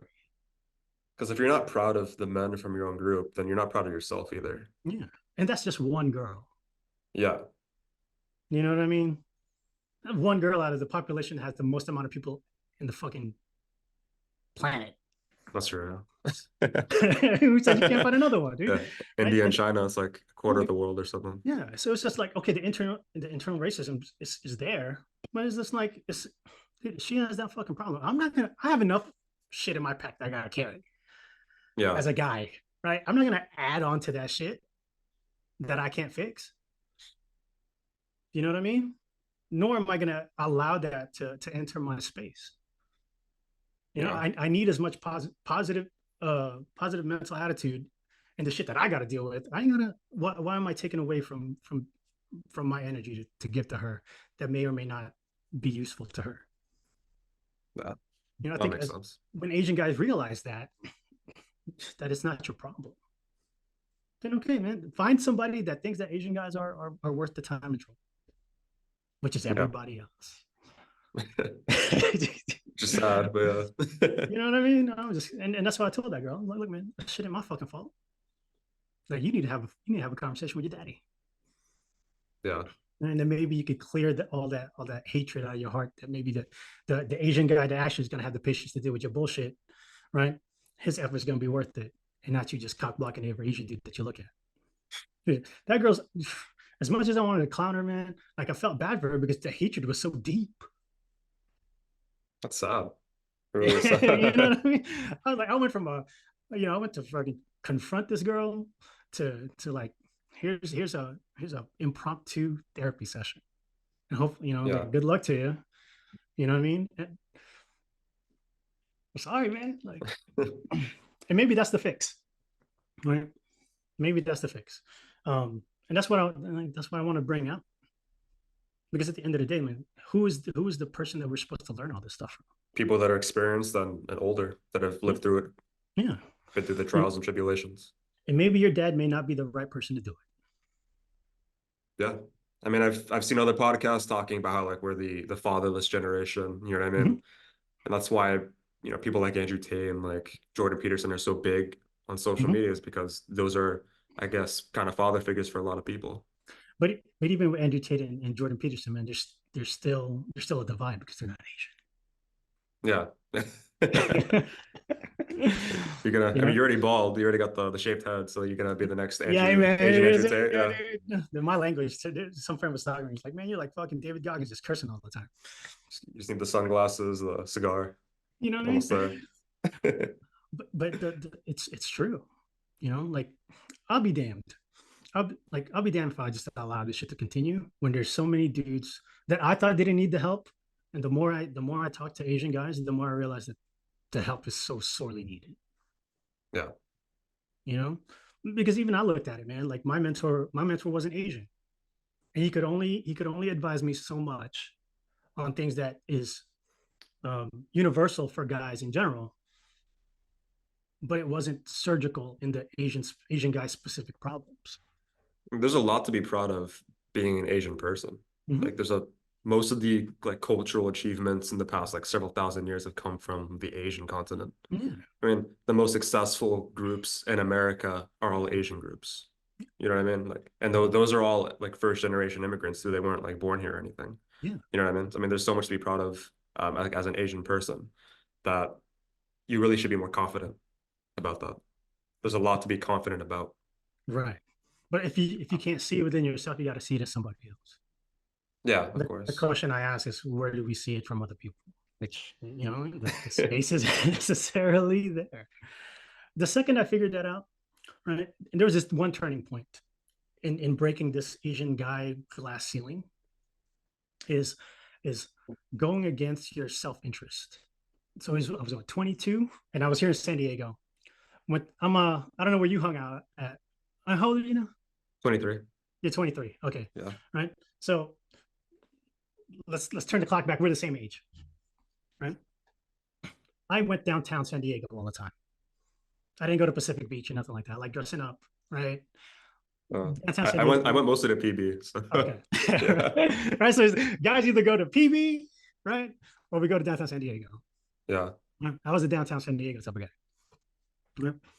I had an office that had like 13 people, and all of them were our peer groups. So we'd go out as a big group. And I remember I dated this girl liked me. She was Filipino and white, but more white than Filipino. She had, physically beautiful, big boobs, nice butt, all that stuff, right? And for some reason, she started liking me.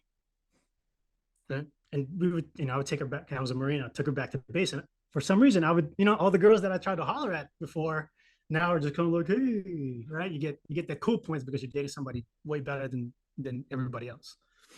Yeah.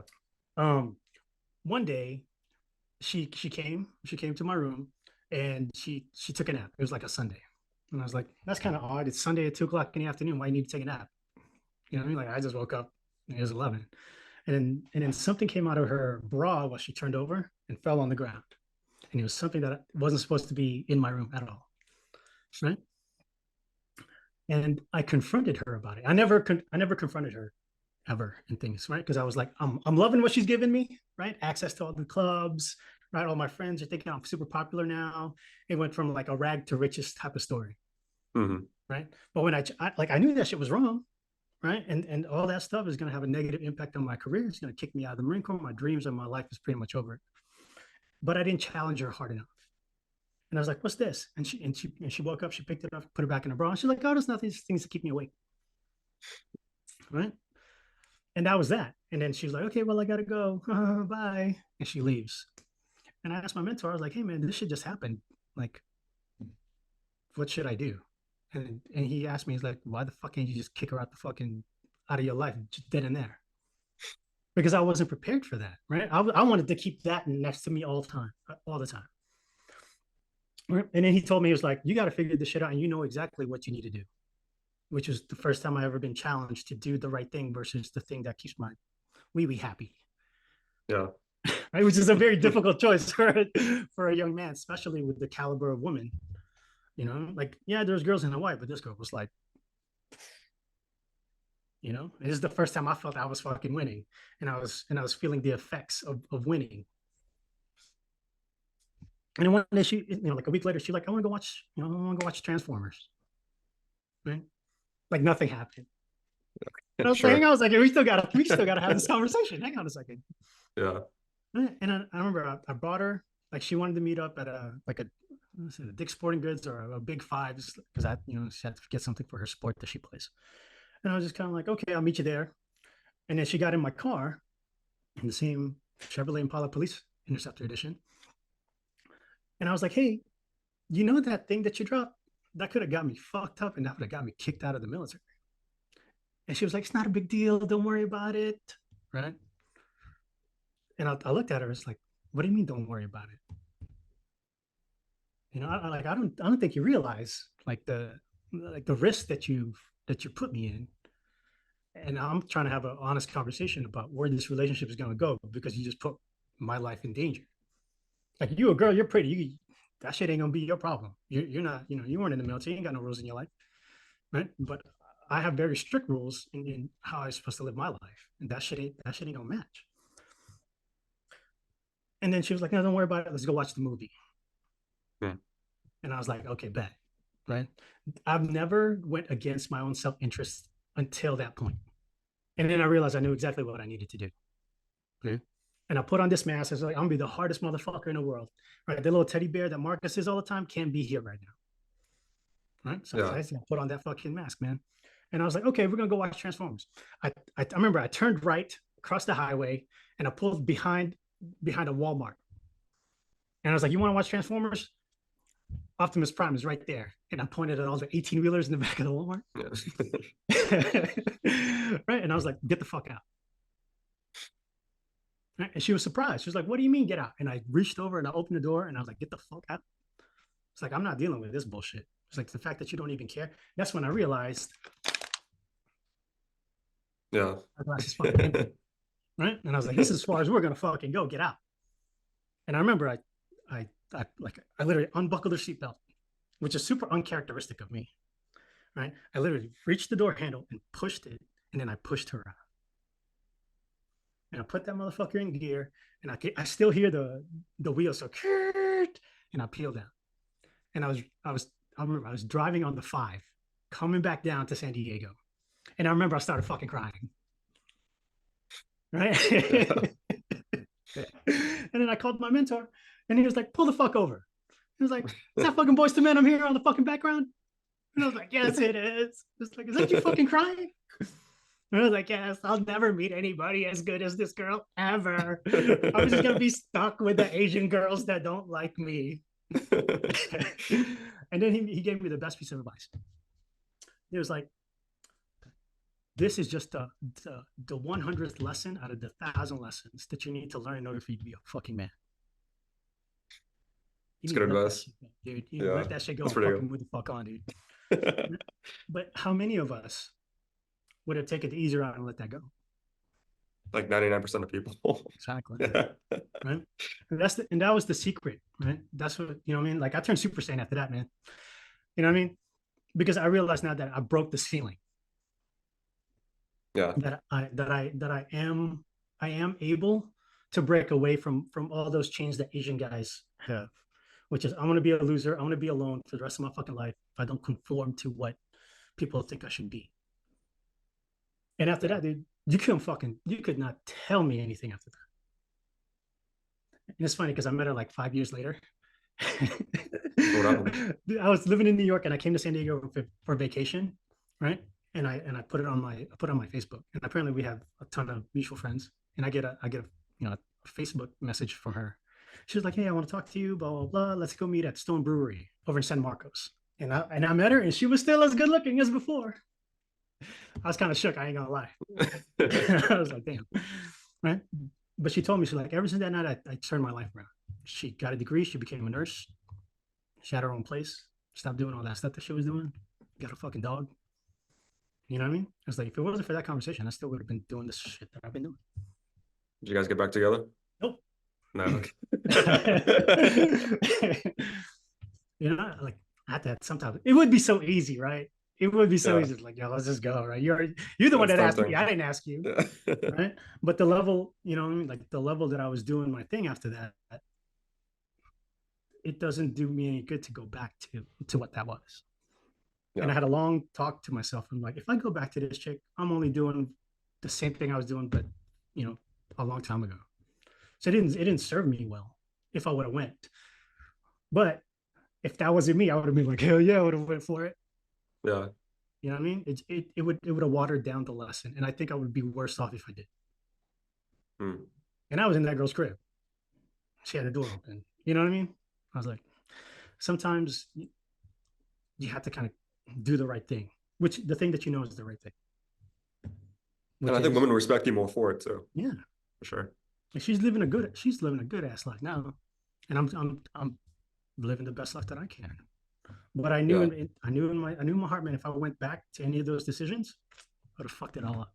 Yeah, it's interesting. I mean, like, I've been through one, I guess, like serious breakup, I guess. I mean, like, I think I've only had like one, I guess, really long-term relationship.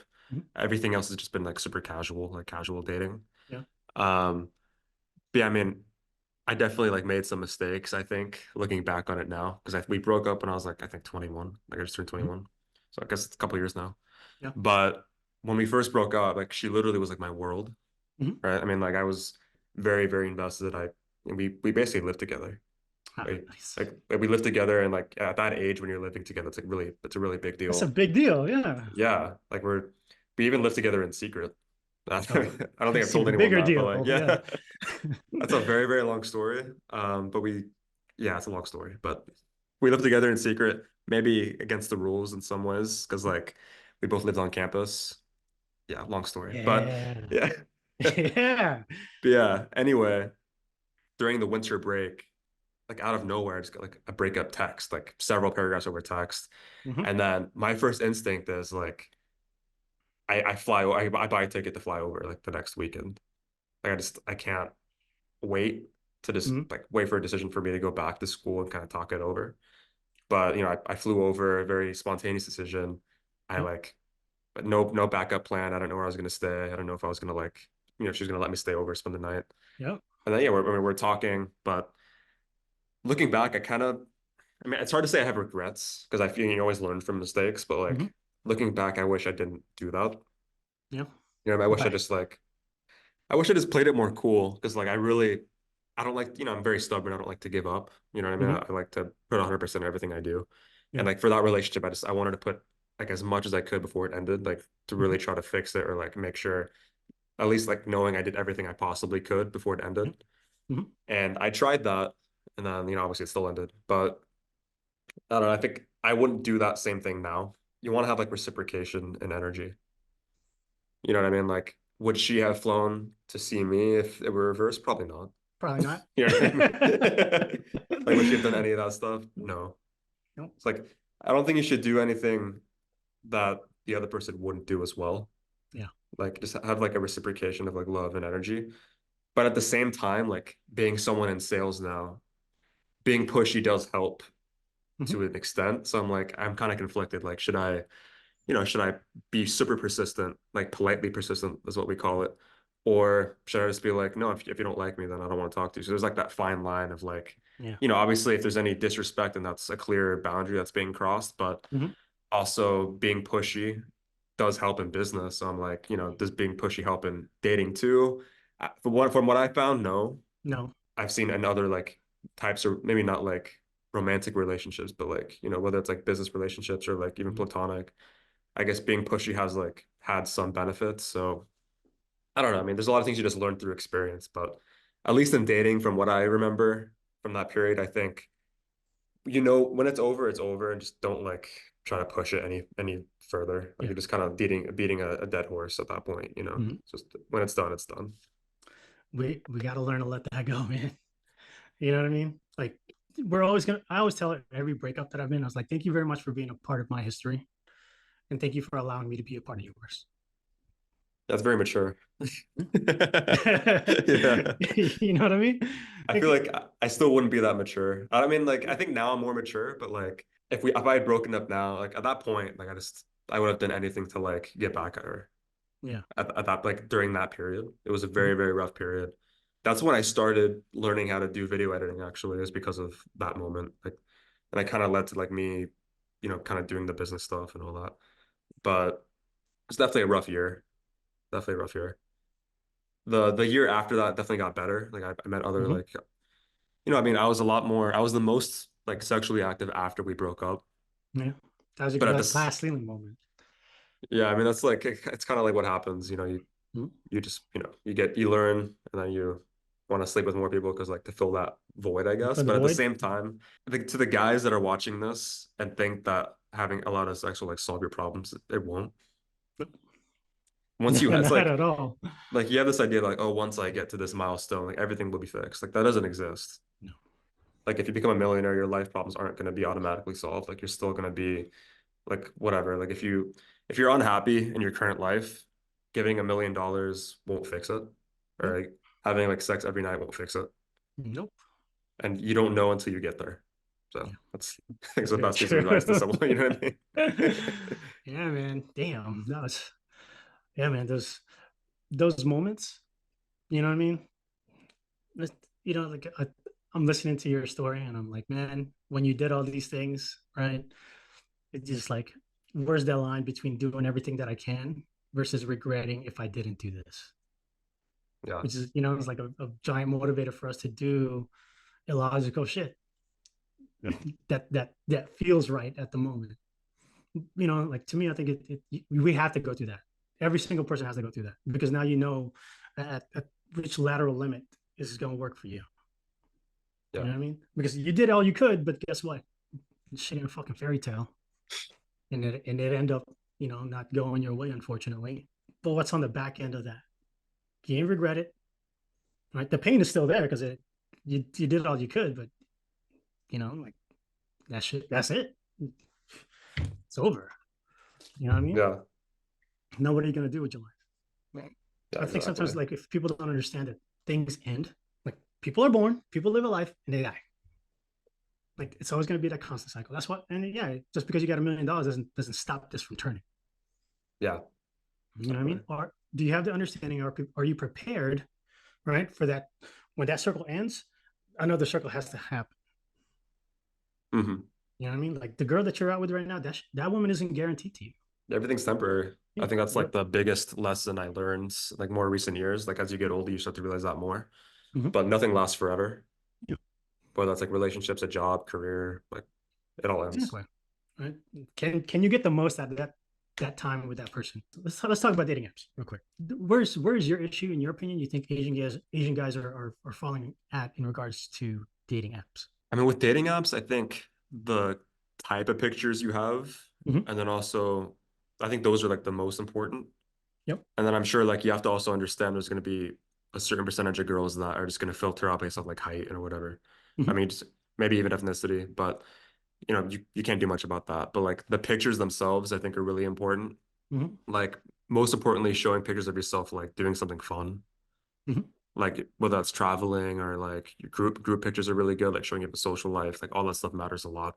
Like if you're just taking a picture of like yourself alone in like your room, it's no one's gonna swipe on you, you know what I mean? If you're in a basement or something.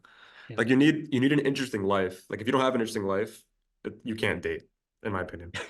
I mean, I don't like it's really hard to date if you don't have like something going on for yourself. Mm-hmm. If you don't have like ambitions or like interesting like network of people or like friends or Mm-hmm. like women want to join your lifestyle. Like I noticed when I had the best social life, that's when my dating was doing the best. Yeah. You know what I mean?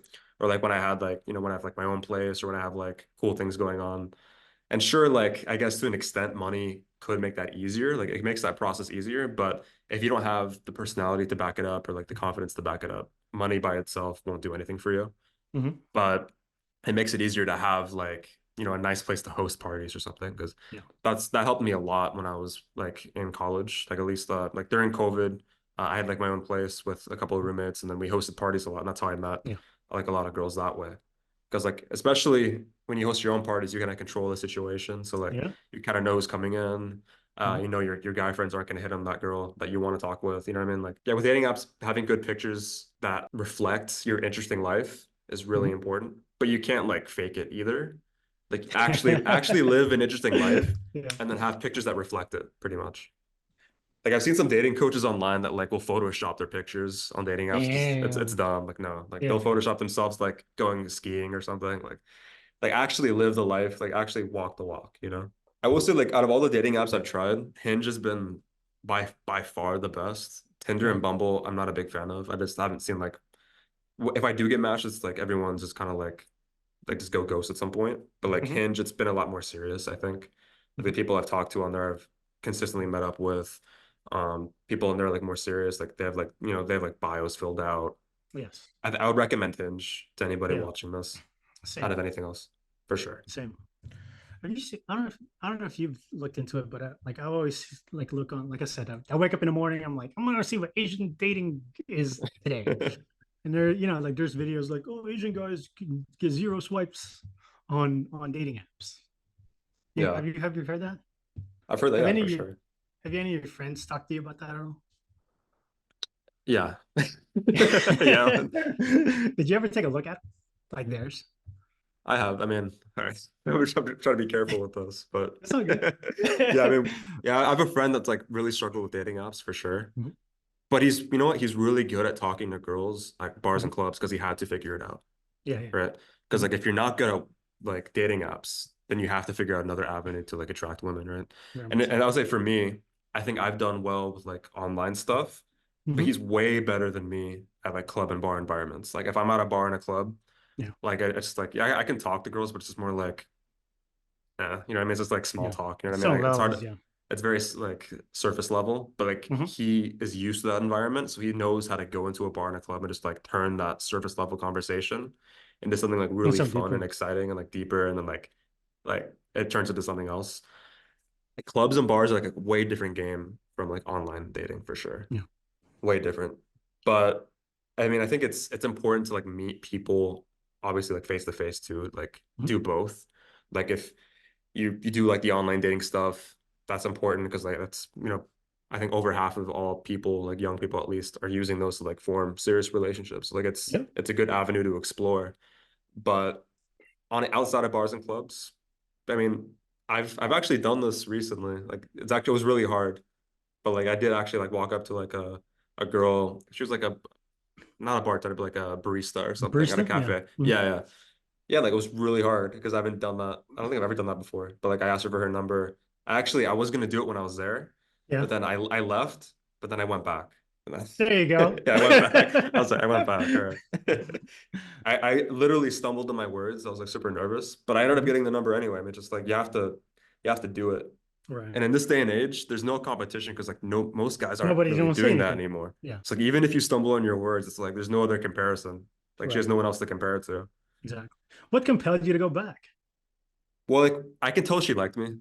Okay. So I was like, because she would ask me questions and like she was Mhm. like very, really like a little more nice to me than other people that were working there. Mhm. And we had like a little conversation after like I had food there. Mhm. And then I was like, you know, I was just like not thinking about asking for the number at that point. But then when I left, I was like, all right, like all the signs were there. So I went back. It's like, Yeah. I need to talk to her. That was back in NorCal. So I mean, I can't like date her. So yeah, it was more of You like a took, practice thing, yeah, you honestly. took a Like lot of that experience. it Yeah. was an experience thing. I was like, okay, like I'm probably not going to end up with this girl just because like I don't live here. I was just traveling, but Mhm. now I know how to do it. Like it's not Yeah. like super hard. And I think most girls, if they if they find you at least a little attractive, I think they'd be willing to give their number Yeah. out. Give you a Yeah. chance, man. One of those meetings with those 30 guys that I was talking to you about. 30 young dudes was that dating app. I asked her, like, let me see what that shit looks like. Right. And I took a look at it. I'm just kind of like, I love boba was like the first little comment on his hinge, right? And so there's like, Yeah. just the part haircut, and I was just kind of like, okay, and then it was something like, I might be the luckiest Asian guy if you match with me. These like Oh self-deprecating no. statements. And I asked, Yeah. I was like, turn the fuck out, man. And I was like, open y'all's fucking Hinge, Tinder, Bumble, whatever the fuck you guys have. How many of you guys have these self-deprecating statements in your goddamn profile? 26 of them out of the 30 had one of those things. How many motherfuckers have boba somewhere in your fucking profile? Either you've taken a picture of it, or say something about it, and it's like more hands up. Like, and I asked is like, how many of you think that this is an uphill battle and that the only reason you're out there is one day you might get lucky? Like, Yeah. is this everybody fucking raise their hands? Right? Because I did, I was like, I'm the man complete honesty because I can't help you if you're not completely honest. Right. And that showed me everything is the not the lack of effort, but the zero awareness of how to attract. Right. I was like, you fuckers are making profiles to make friends. Because if I saw that as you love fucking boba, I'd be like, let's go get boba. Right. Or like, That's a good point. You know what I mean? Like you don't have the skill set yet, or you have the awareness that what you're promoting out there is for somebody to see you as a friend, not somebody that you could have some type of relationship with, any type Very, of very good relationship. point. I think You know what I mean? when it comes to especially like dating apps, Mhm. you wanna appear like basically like fuckable, right? Yeah. There's no other way to put it. Like that's how you succeed. Like Mhm. if you lead with friendship, then it will just stay as And friendship. that's where you're gonna be. Exactly. Exactly. I was like, man, if this was like a friends only website, y'all get Yeah. all the fucking Yeah. matches. I'll go fucking have boba with you, Yeah. play Street Fighter versus Capcom, play that shit all day. And then I was like, okay, next thing. Yeah. It was like, what do you want out of these fucking apps? You're like, oh, I want to have a girlfriend in a relationship. And I was like, stop fucking lying to me. Like, what do you really want? What do you really want? And somebody like I had the balls to say it because nobody's gonna say it until somebody else says it. And so I just want to have sex with random women. Thank you very much for your honesty. This is how like now we have we have a skeleton of what we're using this app for. Right? Motherfuckers be tailoring shit to what they think women want to hear, but it goes counterintuitive to what they actually want. So that it creates, sure. It creates that it creates a lie in the beginning, you know? I really Because hate to say it, but like the more of a dick that I've become, the easier it has been to date. I really hate to say it. Like the nicer I was, but like flying last minute to like see my ex, like please, like let's work this out. The girls don't like that. They really don't. If it's not Yeah. warranted, right? If it's not Yeah. warranted. So Like like always be respectful, like always be nice, but like of course. there's a point where like if you're overly nice and overly respectful, then like girls don't like that. Right. That's why your homeboy was having all this difficulty and had the cops fucking called on his ass. You know what I mean? It was like and I get it. And I was like, okay, let's break this shit down, right? And so let's break it down. You wanna bang chicks as many chicks as fucking humanly possible. At 18 to 23 years old, you're supposed to do that. And they looked at me all funny. It was like, what do you mean? I thought everybody's supposed to be in a relationship, get married. It's like, no, dude.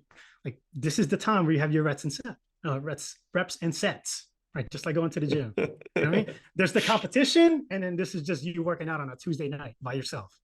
You know? And I was like, let's tailor what you really want. You know what I mean? He's like, you like hoes? You like hoish women? I was like, yes, I do. I love them. I was like, okay, let's find a way to make your profile attractive to hoish type of women. And it doesn't even matter what fucking race, right? And so I was like, let's tweak this, right? Let's take your boba shit out, right? That shit has nothing to do with getting and having sex with women, right? Let's put some stuff in that actually tailors to the type of woman that you want to attract. That's what people don't like. Young Asian dudes don't understand. They're like, I'm getting 0 matches because you're not tailoring your profile to the type of women that you like and the type of relationship that you want to have. Yeah. Does that make sense to you? Right? Yeah, for sure. You know what I mean? So it's like, okay, you wanna have sex with random women, you wanna be, have hoes. Okay, so that means here's something. Boom, boom, boom, boom, boom. Like tough guy photos, right? Whatever kind of goes with it. And I tailored it to that specific dude. You get your fancy car, right? Show them all the parties that you went to, which wasn't really a party, it was just a gathering that I just put it's a fucking party, right? Since there's only 30 of us dudes in it. Right? You take all these pictures, you pull all this stuff. Let's take a look at not just your photos now, but let's take a look at what you're actually putting in. You know what I mean? If people put the best photos and then it just kind of goes down after that. Yeah. I flipped that shit on his head. I was like, put the ugliest motherfucking photo in there, and the last photo has to be the best one, and see if it's what you get. Right? Ugliest photo, most confident comment.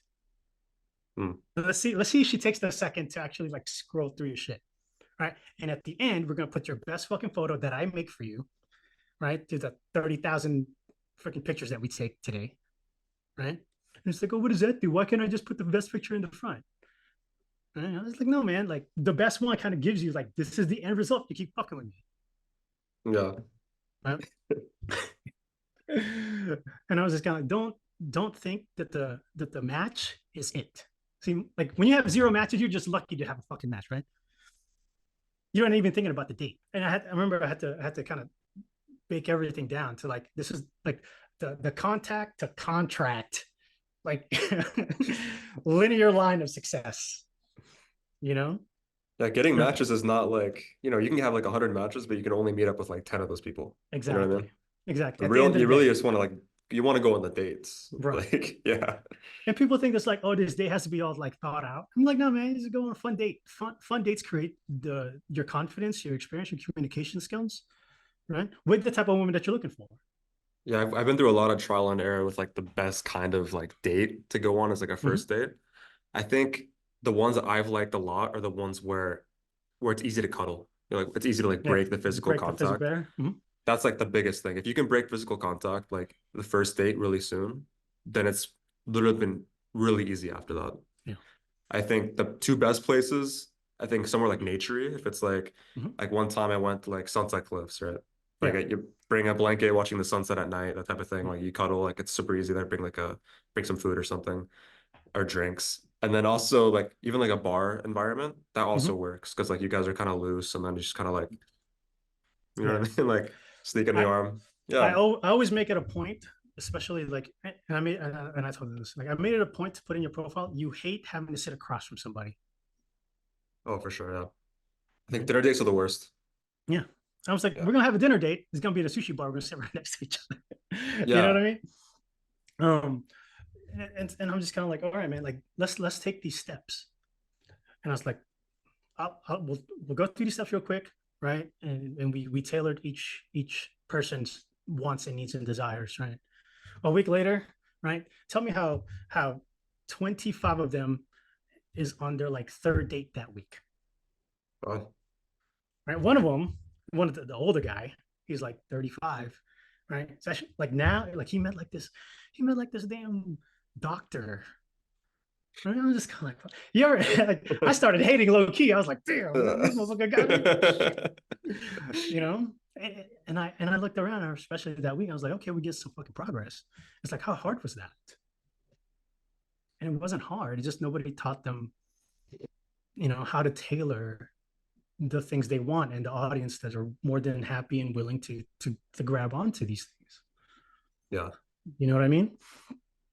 And I'm just kind of like, man, even this day, man, I still low-key hating on that guy. I was like, fuck. Now, how'd you get so lucky? Yeah. And I'm just kind of like, okay, man, like, that's what I wanted to do with this whole, this whole thing is let me give you all of the proper advice rather than just saying, fix your hairstyle, put it, lie about your pictures, go to the gym, fix your teeth. You know what I mean? Yeah. And hopefully you find something in there where you get lucky. the thing that caught me most by surprise is people think that like Asian guys think that this is an uphill battle. Hmm. That they're only there to get the pity of the girls that they don't really want, right? But at the end of the day, man, is that success? You know what I mean? It's desperation. You know, it's like that's you Yeah. getting your like 6th round pick. You know, it's just kind of like, you know, you want Shohei Ohtani, right? Or do you want Daryl Strawberry when he was high on crack? You know what I mean? Yeah. It's like is the relation is the type of relationship you're getting your number one, or is this Plan Z after you threw all the shit on the wall and this seems to be the only one that's sticking? Yeah. You know.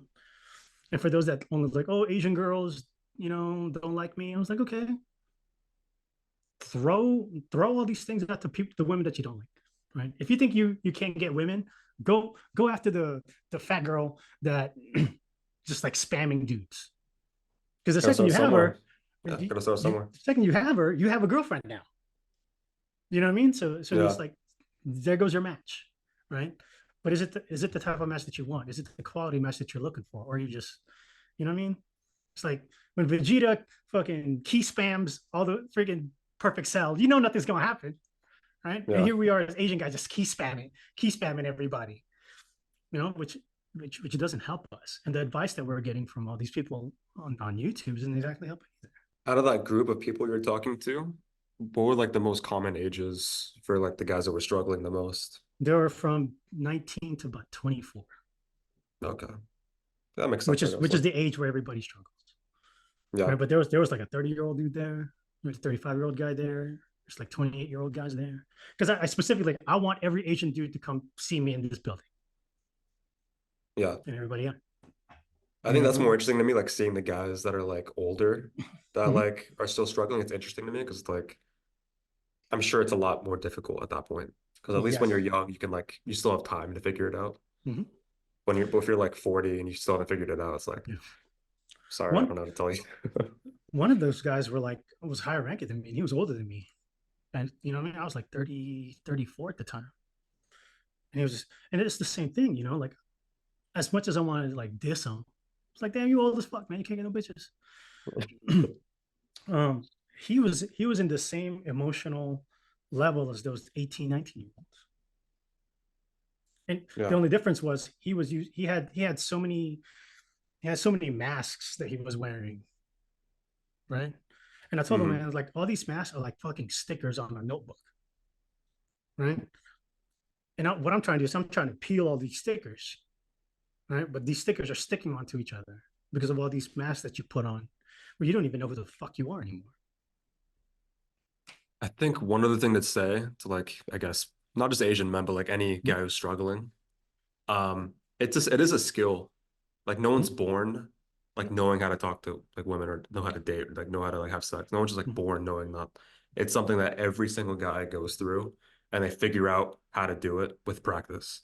Like I think the reason why you have guys that are like reaching a certain age that still struggle is because they've probably spent most of their time focusing on their career. They've spent time focusing on education or literally anything else but like working on themselves in the social aspect or like the dating aspect.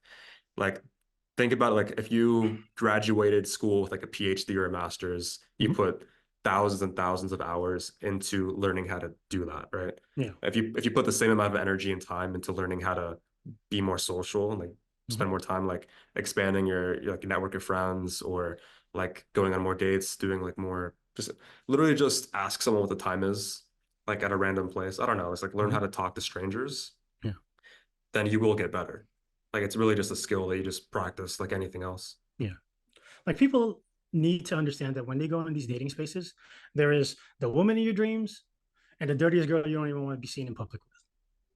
That is the Yeah. spectrum, right? People come in thinking that every girl is the woman of their dreams, right? So you put on, you know, like, yeah, I understand that the spectrum is this, that it's okay to fuck it up. It's okay to not get matches, right? Because that's the spectrum. It's like I expect to find, you know, Princess Diana on Hinge, right? But I also need to understand, right, that the girl that lives in the sewer is also on Hinge. Yeah.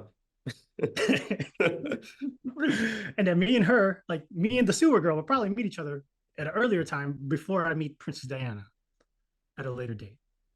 You know? I think you really are what you attract, right? I think Hmm? if you're a bum, you can't really expect to be dating a girl who's like a 10 out of 10 or like a Russian supermodel. Like, you can't really expect that.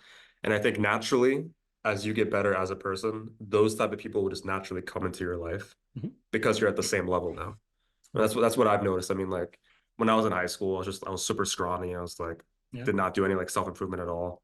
And like my dating at that point, and also, very like way less experienced, obviously. Mm. Like that point compared to like, as I get older and I have more experience, like more money, like just more like confidence, more like competence in certain skill sets, and like knowing how to talk, knowing how to like talk to people that are strangers, it just gets easier because like you just become more, I guess, valuable and more like marketable as a person, and people just recognize that because they see Mhm. it oozing off of you, and it's attractive. And I think, like the earlier you find or you define your masculinity, the easier it is for you. Because those things are just gonna fall in place, man. I remember I made Hinge profiles where like I'm a janitor. Just to see. Just It's to see. funny. You know what I mean? I was like, I wonder, Yeah. I wonder if I make myself like a janitor, if I get any matches. Because people's like, oh man, I'm a tech bro, blah blah blah, these matches. Or I would, people were telling me like the Pacific Northwest, San Francisco are like really hard for Asian guys to either date or find matches. I was like, okay, I'm a janitor in San Francisco today. Click. And I, I just want to see, you know what I Yeah. mean? Like, are these things true? Right. But with my little tweaks, does that cancel out all you know, these big statements talking about you can't get matches in San Francisco, Sacramento, or Pacific Northwest? That's so surprising to me just because like there's such big Asian communities in those cities. So Mhm. I don't understand why Yeah, there's like more of a struggle there. you know what I mean. I don't get that Yeah. shit either. I was like, what do you mean you can't get damn matches, man? Like, I made one and I had like 22 in one day. I was like, where is this coming from? And then Yeah. it's like, is it me or is how I sell myself? You know, Exactly. Yeah. I was just kind of like, shit, man. Like if we're gonna turn this if we're gonna turn this shit around, you know what I mean? Like my job at the end of this, this project, this new passion of mine that I have, you know, is to stop seeing all this Asian guy sucking videos on YouTube. Or, Yeah. you know what I mean? Let me debate a motherfucker that solely believes that this is the case and they'll always be the case forever and ever. Yeah, it'd be really interesting to like bring on Asian guys that are convinced that there's no light at the end of the tunnel and just like Mhm. talk to them and see what their opinion is, Yeah. Like just debate them. Like real motherfuckers that have the balls to say negative shit on the comments and then have the balls to fucking Yeah, have, exactly. have a conversation. You know what I mean? I mean, It's they don't like, have to show their face. I mean, just like literally just talk on yeah, Zoom. You know man. what I mean? Yeah. Yeah. Shit, whatever, man. You can show your face, you not show your face. I don't give a fuck. That's why, like, I replay, my friend Emily's video and Yeah. right? And I looked at it as like, how many times did she laugh in that video Hmm. with the horrible camera angle? You know what I Yeah. mean? It's like that's why I tell my guys. It's like, look, Asian guy, horrible camera angle. How many like look at her and how many times she laughs at the conversation. Yeah. Like this shit can be fucking done. And you guys live a more technologically based lifestyle than I do. You have more ways to connect. You're a lot more intelligent. And I always tell the dudes, I was like, if I was you back in, if we're at the same age, you'd kill me, right? Because you are a lot smarter than I was at that age. Hmm. The only difference was I chose to find my masculinity earlier than you have. But the second you learn it too, well, you don't make a killing out here, right? Yeah. Save some vaginas for the rest of us.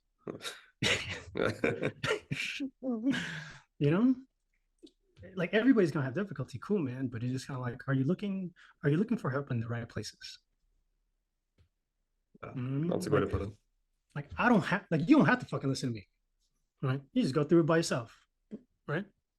And all the difficult shit, and you'll probably come out the same way. But I was like, do you really have to put yourself in that difficult situation? Hmm. In some aspects you do, but man, like I learned not to drink and drive from all the people that got caught in an accident and kill people. You know? Yeah. Now I know, like, I'm not gonna do that. You know, like, I want Asian dudes to have the confidence to figure these things out quickly, because Asian guys, right? They're supposed to figure all the shit out. That's what we're known for, figuring things out. You're the smartest fucking social group in goddamn America and all over the fucking world, right? Why are we having such trouble with this? Again, I think it's just like a focus of time and energy. Yeah. Like, if the reason why Asians are so successful is because they spend their time and energy on like education and becoming successful. But then if you just spent a little bit more of that energy on like social life and dating, then you'd be just as successful as the other groups. Right. You know what I mean?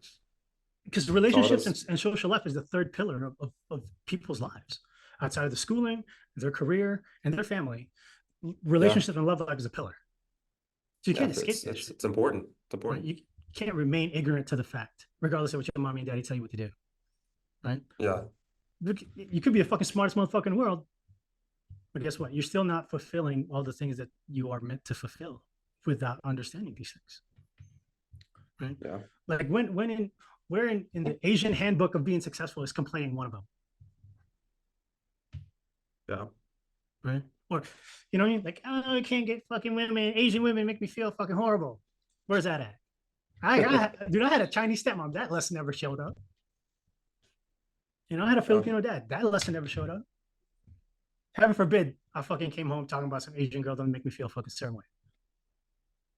No. Dad, this Asian girl said she doesn't like Asian guys because she reminds her of her brother. Man, shut the fuck up and go study fucking chemistry. Dude, I confronted my father. Man, it was so fucking freeing, dude. What did you say? I actually met, dude, I met him twice after I became a Marine. Right? And the last time that we met, I punched him in the face. No, man. Yeah. What happened? Right? Because my dad was such a big shot, right? And he was a big shot with everybody else, and he wasn't a big shot with me. You know? And he was always about money. I don't know what it is about Asian dads and fucking money, man. Right? And I remember he saying, "Is like, I used to draw like Dragon Ball Z, right? And all that shit. Mm-hmm. And I remember I was drawing one day, and he fucking pulled that shit out of my hand. And he was like, you think this fucking drawing's gonna make you fucking money?" Right? He was like, no, this shit ain't gonna give you fucking money. And he throws me this fucking like, I think it was like a computer programming book. He told me to go upstairs, close the fucking door, and don't come out until I learn all the computer programs. Such an Asian story. Yeah, I did. And I was like, fuck that. I ain't gonna do that shit at all. You know, and I was really good at sports. And I remember I used to hide that shit from my dad. Right? Until he found out, like my neighbors, like my neighbor who was my friend, obviously, his dad used to pay for all like my baseball, my basketball, that shit in his own fucking pocket. I left one of my baseball jerseys there, and he's like, "What the fuck is this? How much money did this shit fucking cost? Did you steal money from me?" Right? Some little league fucking junior baseball jersey. And you're like a little kid, right, at this point? Dude, I was like 14 years old. Yeah. This is when I started figuring this shit out, man. And I wonder, I was like, why does it feel like I have two dads, right? The American one, right? And then the Asian one, right? The American one wants me to succeed in all the things that I love doing. And he cultivates all these passions for me. And I have a dad who wants to crush all the shit that I want to do. Yeah. You know what I mean? Like I feel the only difference in most Asian guys and me is because I had somebody else who cultivated all these great things, like sports, right? All different types of sports, poetry, music, all that stuff. Well, my dad was like, what the fuck is this poetry shit? Love letters. Right? I remember I wrote this like 3-page letter to this Filipino girl that I knew. Fucking ripped that shit, fucking threw it in the garbage. Wow. Right? I came into my baseball game, and I remember he came from his job and pulled me from the game. Wow. Are you, is it like somebody grabbed me by the back of back of my fucking collar? I was on the mound, right? fucking get dragged out and fucking get put in the car and fucking get sent home. I think this is why a lot of Asian guys struggle with dating. Like if you're always studying all the time, like you have no time to like socialize and like date, right? Right? And all these fucking pressures, man. Like Yeah. my Chinese stepmom was like, "You made an 83 on a fucking test? Don't even fucking come home." Dude, I didn't go home. I didn't go home. That shit happened in second grade, man. I remember sleeping on the fucking on the bottom of the fucking trailer. Right? You know, there were those old, those classroom trailers, and my blanket was inside of my book bag, and like the night watchman fucking found me underneath the trailer.